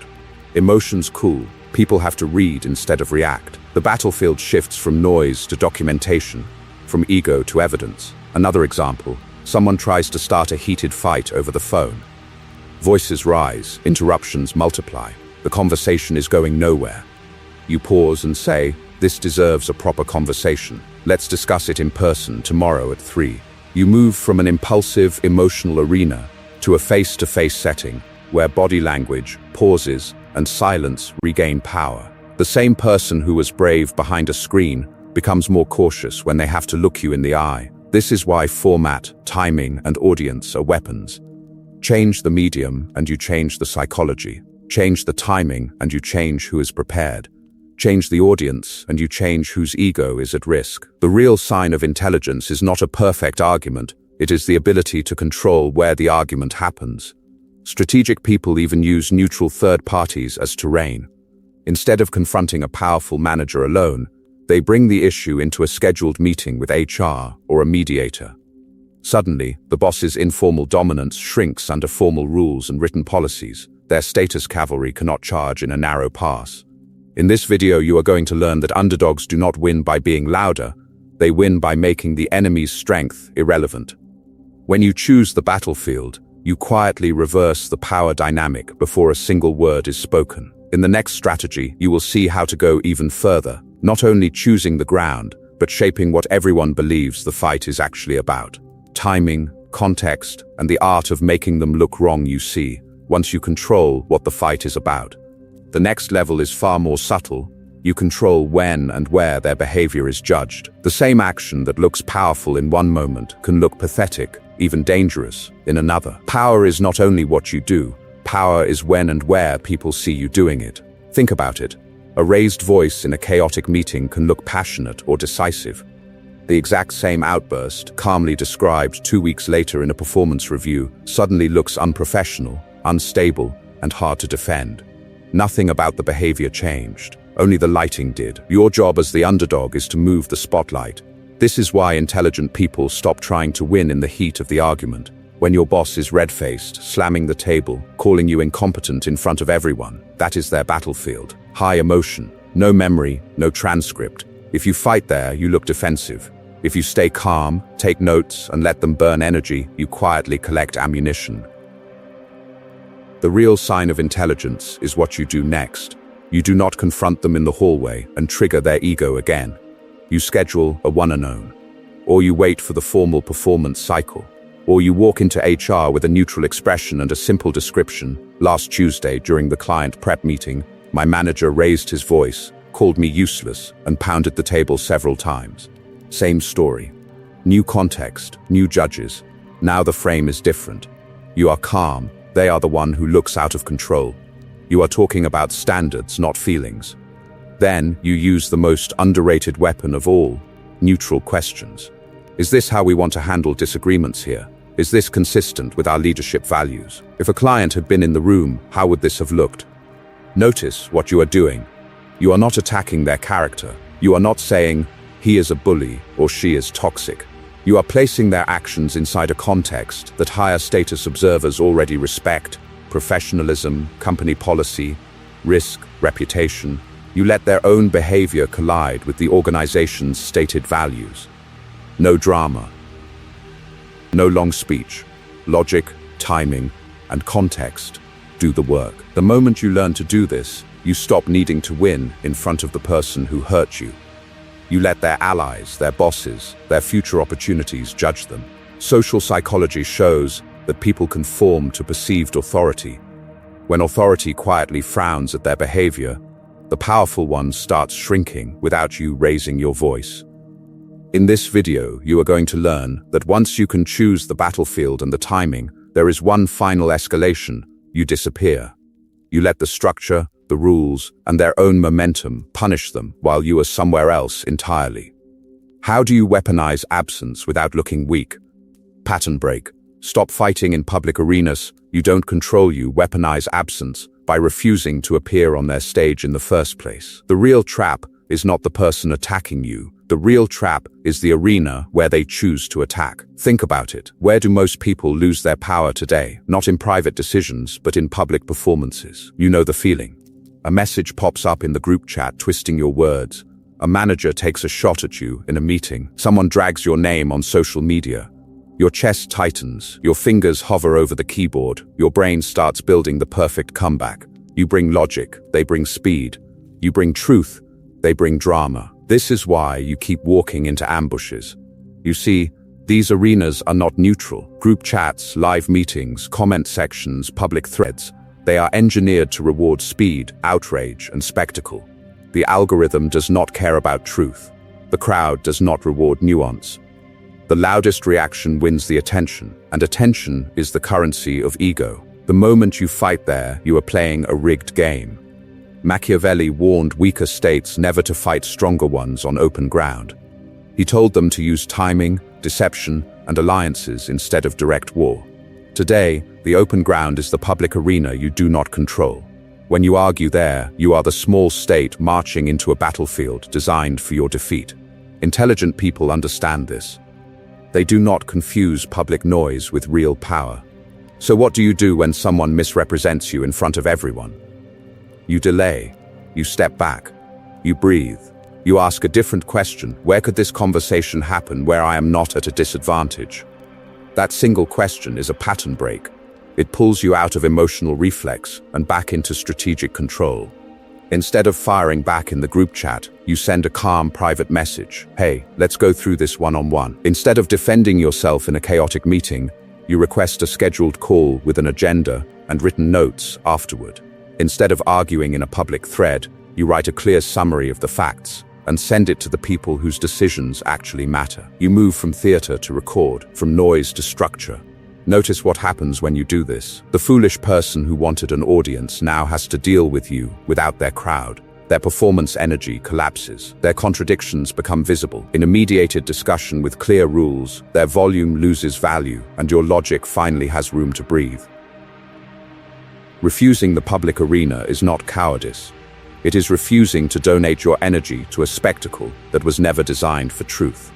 The real sign of intelligence is not a sharp comeback. It is the discipline to say, not here, not like this. In the next part, you will see how to go further, how to make powerful people chase you into your terrain without realizing the battlefield has already changed. Strategy #8. Win by outlasting, the long game of reputation that is the public game. Noise, performance, ego, the real game is slower, quieter, and far more brutal, reputation. Most people are obsessed with winning the next argument. In real hierarchies, that is how you lose power over the next 5 years. Think about it. In any company, family, or social circle, who actually gets long-term control? It is rarely the loudest voice in the conversation. It is the person whose name, over months and years, becomes associated with 3 things: calm, competence, and results. One outburst can win you applause today. 10 consistent months of unshakable behavior win you the decisions that matter. This is why the 8th strategy is simple to say and hard to live. Win by outlasting. You are no longer playing for this meeting, this comment, this foolish accusation. You are playing for the slow accumulation of a reputation that makes powerful people adjust themselves around you. You see, short-term wins feel exciting. Long-term positioning quietly rewrites the hierarchy. How do you do this when you start with 0 power? You control what you can actually control, your reactions. You stay calm when others spike. You stay prepared when others improvise. You refuse to be dragged into emotional theater. Over time, that contrast becomes impossible to ignore. You bring facts, they bring volume. You stay measured, they roll their eyes and interrupt. Decision makers are watching. They may not say anything today, but they are updating their mental ranking of who is reliable. Behavioral research on reputation shows something ruthless. One well-timed public embarrassment, one moment where you expose incompetence without drama, can permanently change how a powerful person treats you. The moment a manager bluffs and you quietly produce the data they forgot, the moment a senior colleague mocks you, and later their mistake is revealed while you remain composed, that single event can override years of vague impressions. Their ego remembers. So does everyone else. But here is the key. You are not hunting for that moment. You are letting their patterns reveal themselves. Your job is to maintain a stable, competent image so consistent that when reality finally exposes them, the contrast is overwhelming. They look erratic. You look inevitable. Strategic thinkers understand that attention is cumulative. Each calm response is a deposit. Each impulsive reaction is a withdrawal. This is the most Machiavellian move of all. You sacrifice the thrill of winning today for the deeper power of being unshakable tomorrow. The real sign of intelligence is not a clever insult. It is the patience to let time do your arguing. In this video, you are going to learn how to turn that quiet, durable reputation into something even stronger. A form of exit power that makes people think twice before ever putting you in a weak position again. Receipts, patterns, and the day everything flips, that exit power does not appear out of nowhere. It's built, brick by brick, on something very unglamorous: receipts, and patterns. The moment the room finally sees those patterns, the entire dynamic tilts, and people swear it happened overnight. Picture this. For months, you've been the quiet one. You answer emails clearly. You confirm decisions in writing. You stay calm in every heated conversation. Meanwhile, the other person is comfortable. They raise their voice. They contradict themselves. They make promises in meetings that mysteriously vanish later. You see, most people assume these moments disappear into thin air. You know better. You keep the record. You bring facts. They bring emotion. You write, "To confirm, we agreed on X by Friday."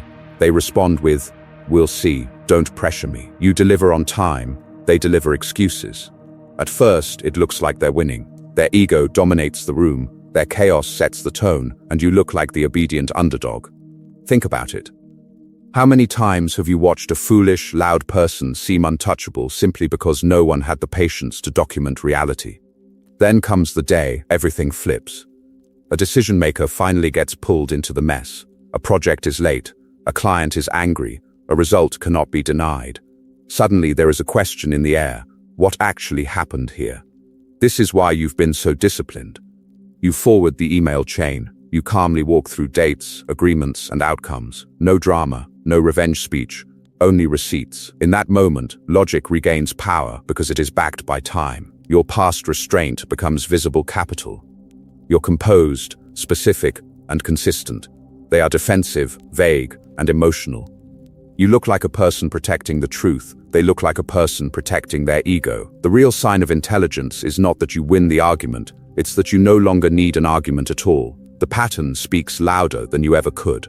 From the outside, people say, "Wow, that turned fast." It did not. What looks like a sudden fall from grace is almost always the delayed impact of long, quiet preparation. Intelligent people let time expose foolish behavior. Then, when forced, they line up the evidence. They don't shout, they don't gloat. They let the room draw its own conclusion. Notice what happens next. People start copying you on emails. They ask for your version of events. Your attention suddenly matters.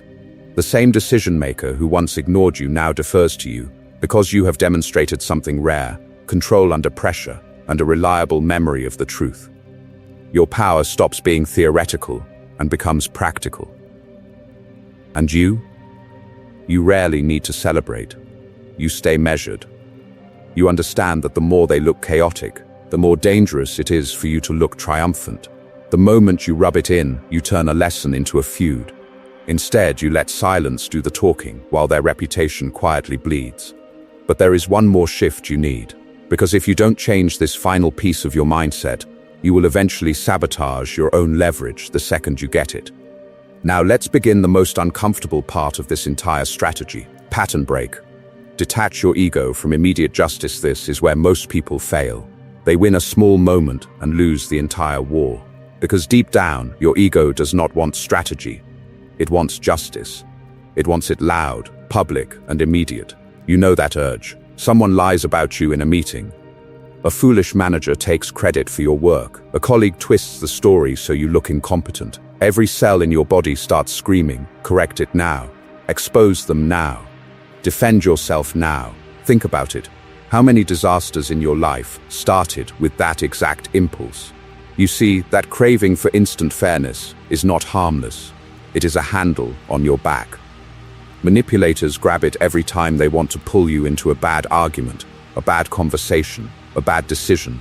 They accuse you publicly because they know your ego cannot tolerate silence. They distort the truth because they know you will rush in with logic while they play to emotion and attention. This is why intelligent people learn to detach their ego from immediate justice. Not because they enjoy being disrespected, but because they understand something deeper. The person who controls the timeline controls the power. The moment you accept their schedule, you accept their frame. They decide when the explosion happens, where it happens, and who is watching. Pattern interrupt. What if you stopped asking, "How do I win this moment?" and started asking, "How do I win the story that gets told 6 months from now?" That single question moves you from emotional reaction to strategic design. It shifts you from defending your image today to shaping your reputation over time. Machiavelli advised weaker states to avoid direct war with stronger ones. Not because they were cowards, but because they were patient. They waited for overconfidence, for overreach, for the moment when the cost to the enemy was highest and the risk to them was lowest. Delayed justice is not passivity. It is timing. Imagine a boss who quietly undermines you. You could explode in the meeting, argue, defend, and look unstable. Or you gather emails, document patterns, build allies, and let their own results collapse. 6 months later, when projects fail and evidence is undeniable, you present everything calmly to the one person above them who actually cares about truth and outcomes. Same injustice. Different timeline. Completely different level of power. The real sign of intelligence is the ability to let a lie live temporarily because you know reality is loading in the background. You do not chase every rumor. You do not sprint after every accusation. You conserve energy, collect information, and wait for the moment when speaking once will do more damage than arguing 20 times. Underdogs who stay stuck demand fairness now and burn their leverage in emotional fires. Underdogs who quietly reverse the dynamic treat time as a weapon. In this video, you are going to learn exactly how to use that weapon next. How to choose the battlefield, not the outburst. Identity upgrade. From easily provoked to strategically silent to choose the battlefield. You first have to upgrade the soldier. The old you runs into every argument like it's a rescue mission. The new you doesn't. The new you studies the terrain in silence. Up to now, your identity has been trained by chaos. You get provoked, you rush to explain. You burn energy trying to be understood by people who were never listening. You bring logic, they bring louder ego. You clarify, they twist. You raise the truth, they raise their voice. Think about it. That version of you is easy to control because anyone can hijack your attention with one irritating comment. The identity you are building now is the opposite. You become selectively responsive, not emotionally available on demand. You answer slowly. You observe first. You let other people reveal their foolish patterns while you remain hard to read. Powerful people notice this. They are surrounded by reactors. When they meet someone who controls their reactions, they feel something different, respect. You see, emotional discipline is rare. The real sign of intelligence is not how fast you argue back, but how precisely you decide when not to. Machiavelli advised weaker states to avoid direct war with stronger ones. You are doing the same at the level of conversation. You refuse to fight where their ego is strongest. You conserve power by not giving them the show they want. So how do you make this identity real, not theoretical? You install micro-habits. The first is the 3-second pause. Someone throws a jab, makes a passive-aggressive remark, challenges your competence. Old you snaps back. New you lets 3 seconds pass. You breathe, you look at them, you let the silence sit in the air. In those 3 seconds you decide, is this worth my energy, or is this a foolish performance? Second habit, ask one clarifying question instead of defending yourself. They accuse you of something vague. You say, what exactly do you mean by that? They generalize. You ask, can you give a specific example? Now the battlefield shifts. They must define, not you. Often their argument collapses without you lifting your voice. Third habit, postpone heated talks. The moment you feel your pulse spike, that is not a signal to push harder.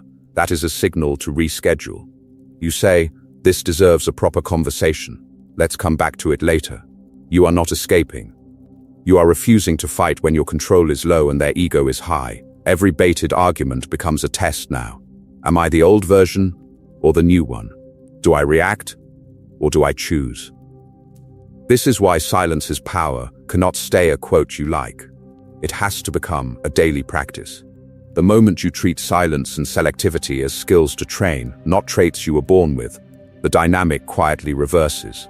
Next, you will see how this upgraded identity lets you redesign the battlefield itself, so even when you speak, the terrain belongs to you. Rewiring your triggers when being misunderstood no longer hurts. Now, let's begin to redesign something even more important than the battlefield, your triggers. Because if the terrain belongs to you, but your emotions belong to them, you still lose. You know what hurts the most for intelligent, conscientious people? It's not being criticized. It's being misrepresented. You speak carefully, they twist a sentence. You act with integrity, they imply you had a hidden agenda. You tell the truth, they tell a louder story. Think about it. How many nights have you replayed a conversation in your head, wishing you had defended yourself better? This pain is not random. Manipulators depend on it. They know that the moment you feel falsely accused, your ego lights up like a warning siren. You rush to explain. You overtalk. You reveal your plans, your fears, your entire internal logic, all because you cannot stand the feeling of being seen as the bad one. You see, they are not fighting for truth. They are fighting for access to your attention and your strategy. Machiavelli warned weaker states never to show their full strength too early. Yet in personal power games, that is exactly what you do when you argue with a false accusation. You lay out every fact, every motive, every future step to someone who has already shown they will weaponize information. The real sign of intelligence is noticing that urge and refusing to feed it. Here is the reframe. Being misunderstood in the short term is not a disaster. It is camouflage. It buys you time. It protects your long-term position. When a foolish person misrepresents you and you do not immediately fight back, they feel victorious. They relax. They overextend. Behavioral research shows that people with power routinely underestimate others' intelligence. When you do not react, they assume you are weak, not strategic. That assumption is your leverage. So you begin training a new reflex. A small misquote in a meeting, let it slide in the room. A petty jab in a group chat, no public essay. You stay calm, conserve energy, and quietly correct the record only where it actually matters. With the decision maker, in the written summary, in the private conversation that shapes outcomes. You protect perception where perception has power, not where people are performing. Ask yourself, does this accusation affect real consequences or only my ego? If it is pure theater, you let the scene play. If it touches your reputation with someone who controls resources, you respond with precision, not outrage. One clear message. One piece of evidence, no emotional monologue. This is why your trigger has to be rewired from I must be understood now to I must stay in control. The moment being misunderstood stops hurting, something dangerous happens for your opponents. You are no longer chained to defense. Which means, in the next step, you can begin doing what almost no underdog ever learns to do. You can start playing offense. Offense for underdogs. Quietly redefining the narrative. Playing offense, when you look powerless, does not start with a speech. It starts with a sentence. A quiet, controlled sentence that rewires how other people see the situation without you ever raising your voice. Once you stop sprinting after every accusation, something opens up. Your attention is no longer chained to their drama. Your energy is no longer hijacked by their ego. Now you have room to do what intelligent underdogs rarely do. You begin planting narratives. Calm, factual, almost boring narratives. The kind that slip under defenses because they do not sound like an argument at all. Think about it. Who actually shapes reality in a workplace, a group chat, a family system? It is rarely the loudest person. It is the person who can describe what is happening in a way that feels reasonable. You see, the real sign of intelligence is not how aggressively you push your truth, but how quietly you make your truth the default explanation other people reach for. This is where your language becomes a weapon. You do not say, they're sabotaging me. You say, I've noticed a few times that when I raise concerns, they're dismissed quickly, and later we run into avoidable problems. That is neutral. Professional, it points to a pattern without attacking a person. You are not accusing. You are observing. You bring specifics, they bring spin. You talk about timelines, outcomes, and missed opportunities. They talk about how negative you are. You stay calm and concrete. They get defensive and vague. In that contrast, intelligent observers start to feel who is closer to the truth without you ever saying, they are the problem. Here is the pattern you want. Describe behavior, describe impact. Let others supply the judgment. In the last 3 projects, when feedback was rushed, we ended up redoing large portions of the work. No names. No drama. Yet anyone paying attention can connect the dots to the person who always rushes feedback. When this line is repeated, gently, to different people over time, It becomes the quiet baseline narrative that frames future conversations. Pattern interrupt. What if you never again said, "They're unfair," and only said, "Here is what keeps happening, and here is the cost"? Watch how that shifts the battlefield. People who were neutral start to feel tension between the image your opponent sells and the reality you keep documenting. This is why your goal is not to create chaos. Your goal is to make denial expensive, to make it impossible for intelligent people to keep pretending they do not see the pattern. The moment that happens, power begins to rebalance. And in the next section, you will learn how to turn these quiet narratives into concrete leverage and decisions that your opponent can no longer easily block. The Machiavellian mindset, seeing power where others see none, that is the turning point. The moment denial becomes expensive for them, your supposed powerlessness starts to crack. You see, what looked like a fixed hierarchy was always a story. They have the title, you have nothing. But that story only survives as long as you accept their definition of power. Most people stare at formal authority and stop there. Boss, parent, institution, expert. They assume that because the other side controls decisions on paper, they control reality. Think about it. How many times have you told yourself, "There's nothing I can do," when what you really meant was, "There's nothing I can do within the rules they gave me"? That is not powerlessness. That is obedience to a script. The Machiavellian mindset begins when you stop reading their script and start seeing hidden levers. Information control, strategic obedience. Exit power, battlefield choice. Timing, reputation. Each one is a way to bend the situation without raising your voice, without a dramatic argument, without announcing that you are doing anything at all. Information control means you decide what enters the conversation and when. You hold back certain facts. You release others at precisely the moment they carry maximum weight. Behavioral research shows powerful people routinely overestimate their control and underestimate others' intelligence. When you are quiet, when you do not rush to correct, they reveal more than they should. They walk into traps they built for you. Strategic obedience is when you appear compliant while quietly changing the terrain. You follow the order, but you document everything. You say yes in public, then you shape how, when, and with whom it is executed. On the surface you look loyal, underneath you are moving pieces into a position where their own decision limits their options. Exit power is the silent threat that you can walk away. In negotiations, this is called your partner, your best alternative. It does not need to be glamorous, it only needs to be real. The moment you have somewhere else to go, emotionally, socially, or economically, their control over you is no longer absolute, and your energy stops leaking into fear. Battlefield choice and timing are about refusing to fight on their terms. Weaker states in Machiavelli's world did not charge straight into stronger armies. They used alliances, terrain, and patience. You do the same. You avoid public showdowns where their status wins by default. You wait until results, documents, and third parties stand quietly on your side. This is why Machiavelli's real lesson for underdogs was never be evil. It was, stop fighting where they are strong and start attacking what they do not see. Their blind spots are your leverage. So take your toughest situation and interrogate it. Where is the asymmetry I can use?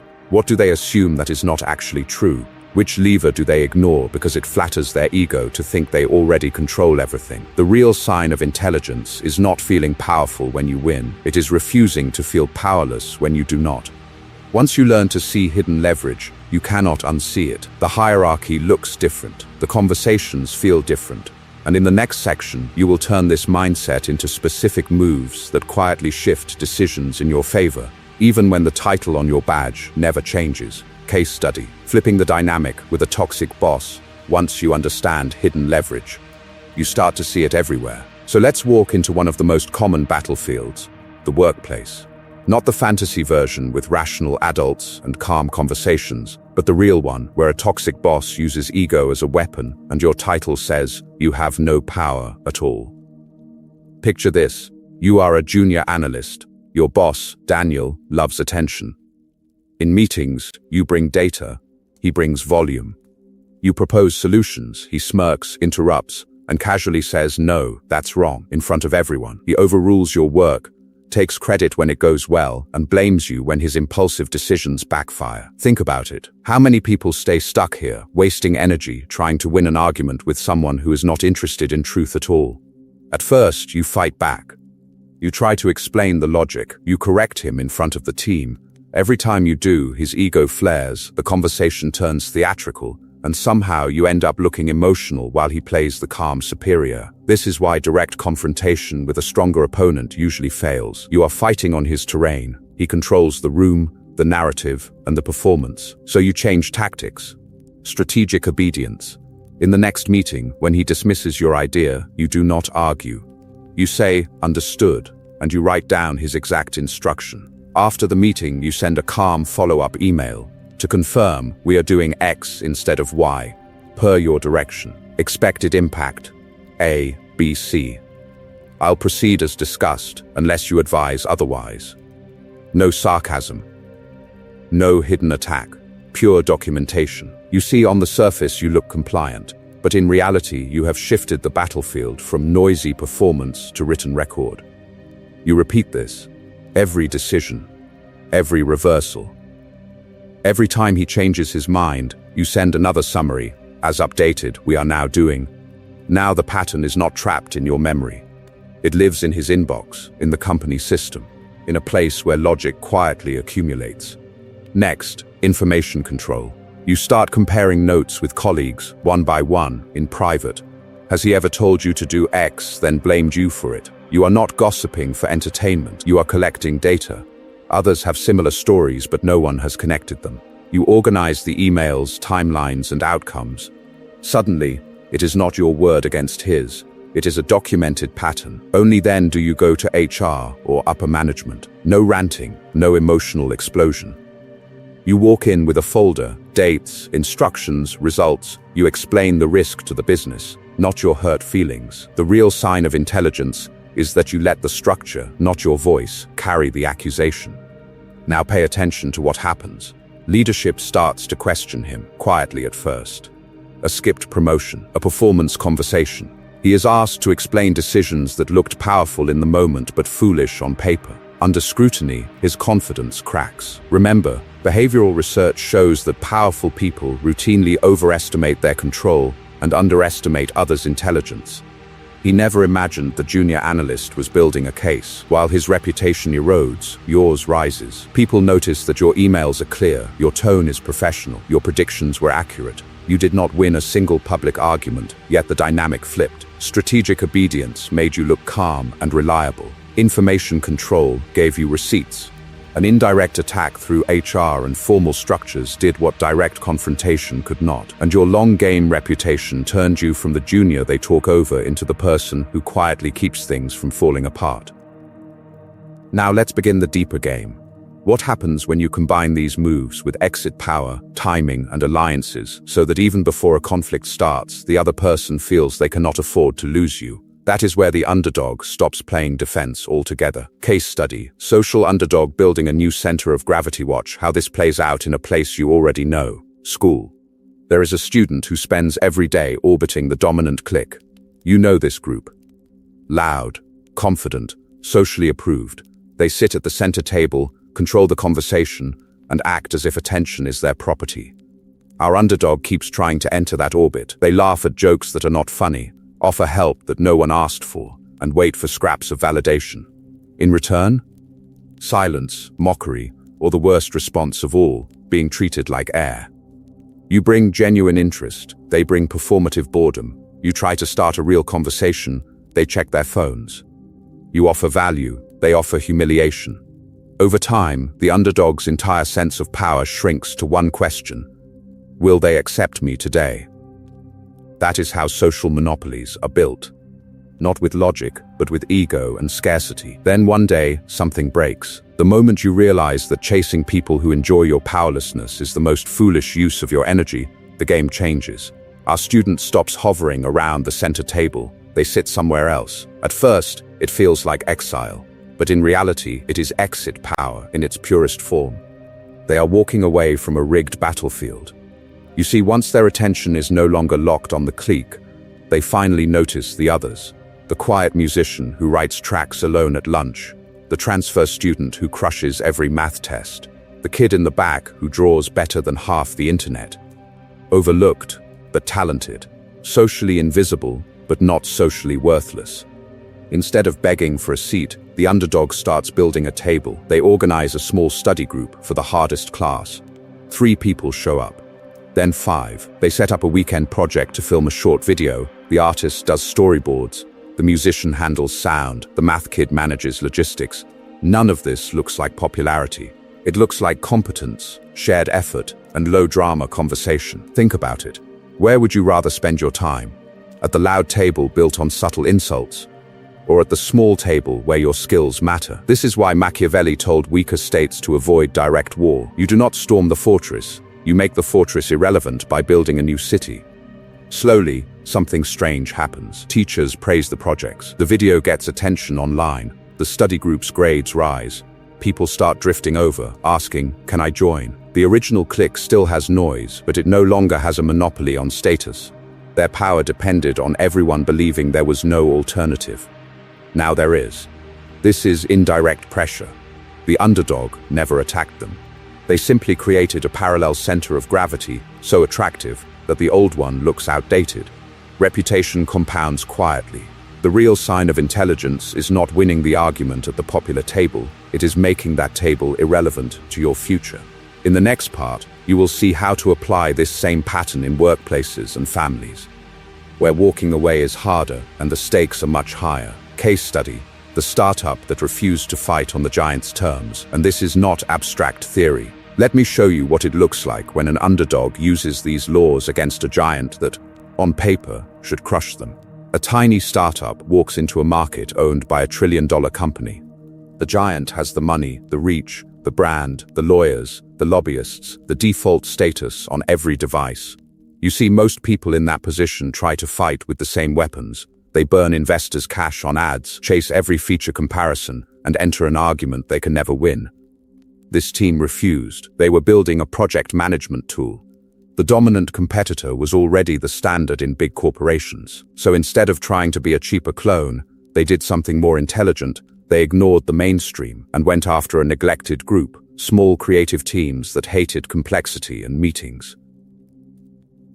Think about it. The giant was focused on enterprise contracts, compliance checklists, and endless integrations. The startup focused on one thing: making collaboration between 3 to 10 people feel effortless. No bloated dashboards, no 12-step onboarding, no sales calls. They built one niche feature that the giant treated as an afterthought: real-time collaboration that felt like a group chat, not a spreadsheet. This is why they won their first micro-market decisively. They wrote content only for designers, indie studios, and tiny agencies. They joined their communities, answered questions, and gave away access. While the giant was busy negotiating with Fortune 500s, this little product became the default for a small tribe that actually talked to each other every day. The moment you become the obvious choice for any clearly defined group, you gain real power. Journalists need a story, not a spreadsheet. So when they wrote about how small teams are escaping corporate tools, who did they feature? Not the giant. The startup. That reputation in a narrow lane turned into partnerships with other tools serving the same audience, which amplified their reach without buying a single billboard. Notice what they did. They controlled the battlefield. No direct comparison pages. No public arguments with the market leader. When asked, they reframed the conversation: "We're not for everyone. We're for small teams that want to move fast." That line ended the argument before it began because it made the giant's strength irrelevant. Enterprise features became dead weight, not an advantage. This is pure Machiavelli. Weaker states, he said, should avoid open war with stronger ones and rely on alliances, deception, and timing. The startup used indirect attacks. They let users and press do the talking. They let the giant underestimate them. They let time expose the truth that heavy tools slow down small groups. In your life, the same rule holds. You don't beat a stronger opponent by resisting harder. You beat them by changing what winning means. In the next section, you will see how to do this inside families and workplaces where you cannot simply build a new product and walk away. From content to code, installing these laws in your daily life. So how do you actually live this? Not just nod along to it. Power does not appear because you watched a video. Power appears because you turn ideas into rules that govern your daily behavior. The real sign of intelligence is not what you know, but what you refuse to do on autopilot. Let's compress the laws you've learned into 5 disciplines. First, you recognize useless arguments. You notice when logic has no value because the other person's ego has taken over the conversation. Second, you use strategic obedience. You appear compliant. You follow surface instructions, while quietly steering timing, details, and information. Third, you control information.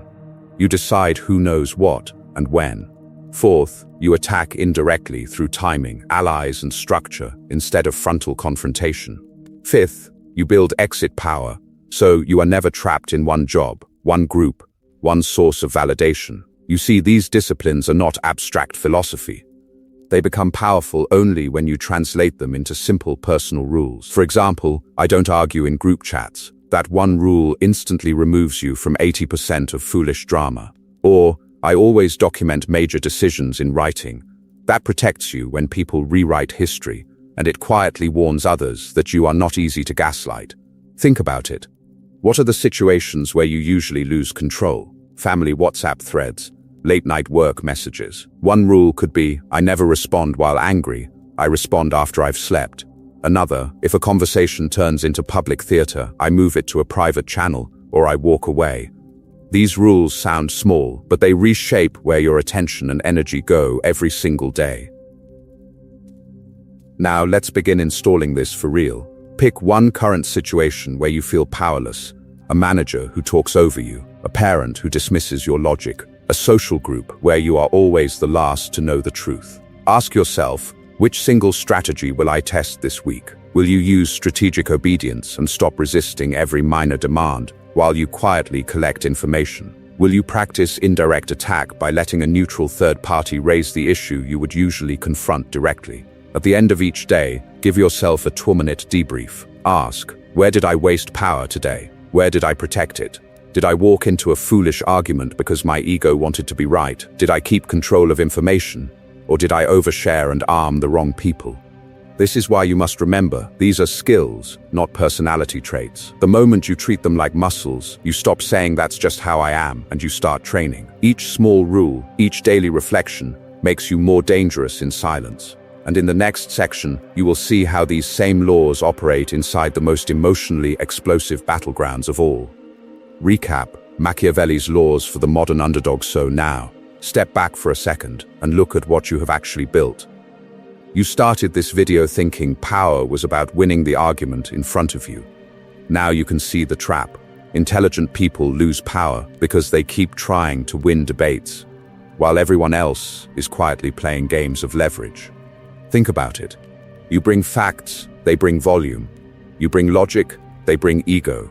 You walk away drained, they walk away feeling victorious. The problem was never your intelligence. The problem was the game you were agreeing to play. In this video, you are going to learn, and have already learned, 8 Machiavellian laws for the modern underdog.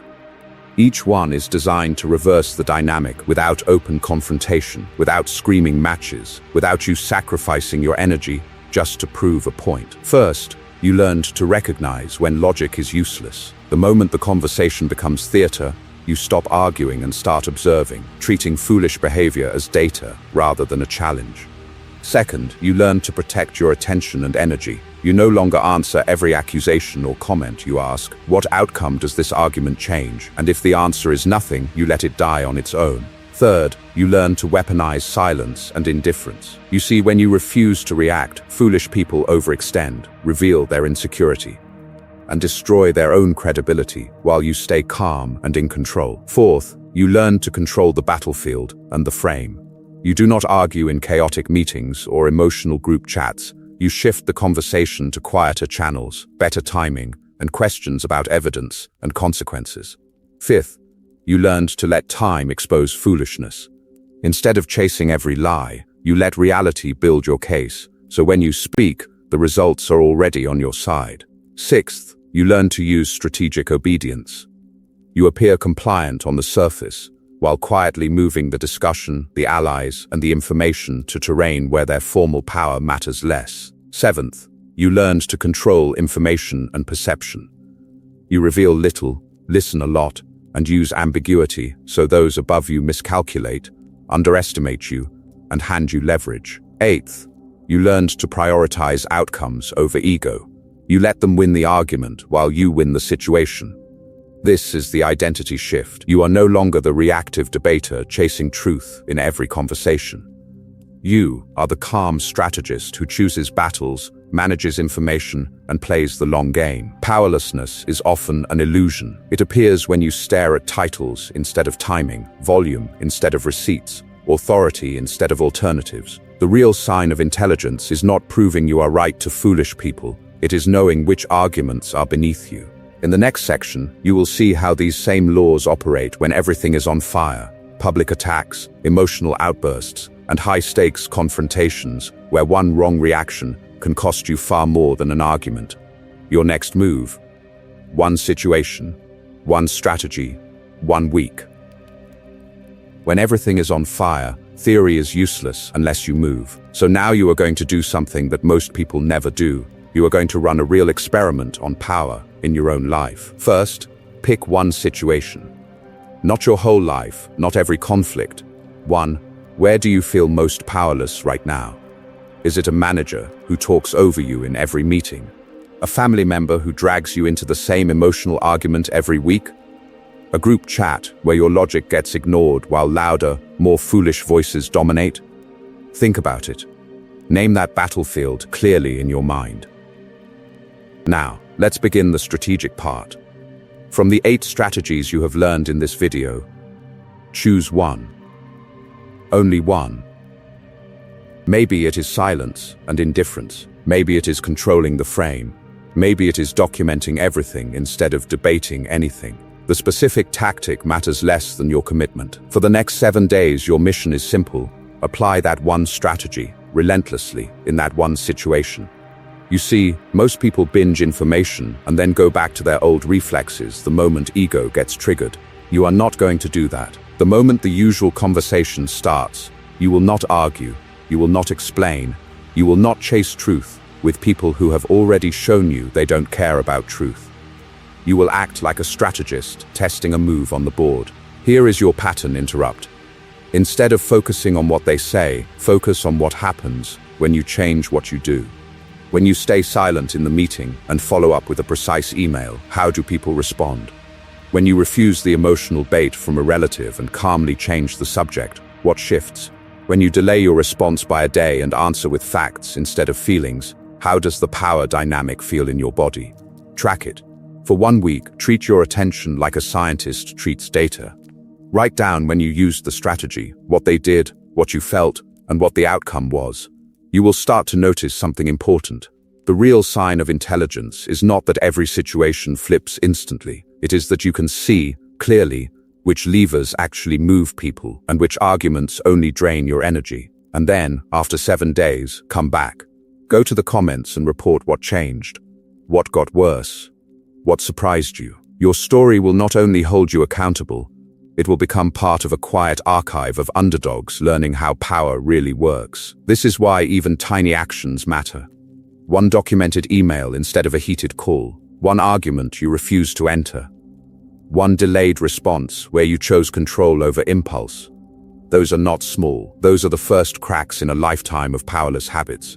In the next section, you will see how to stack these small strategic moves into something much larger. A long game that quietly reverses the entire power dynamic while everyone else is still arguing about words. Comment ritual. Declare your new power rule. Those small cracks become something much more dangerous the moment you declare a new rule for your life. Not a vague intention. A law. Right now, I want you to write yours in the comments. Pick one concrete power rule you are adopting from this video. One sentence. Clear sharp, for example, I don't argue with people who aren't listening. Or, I document, I don't debate.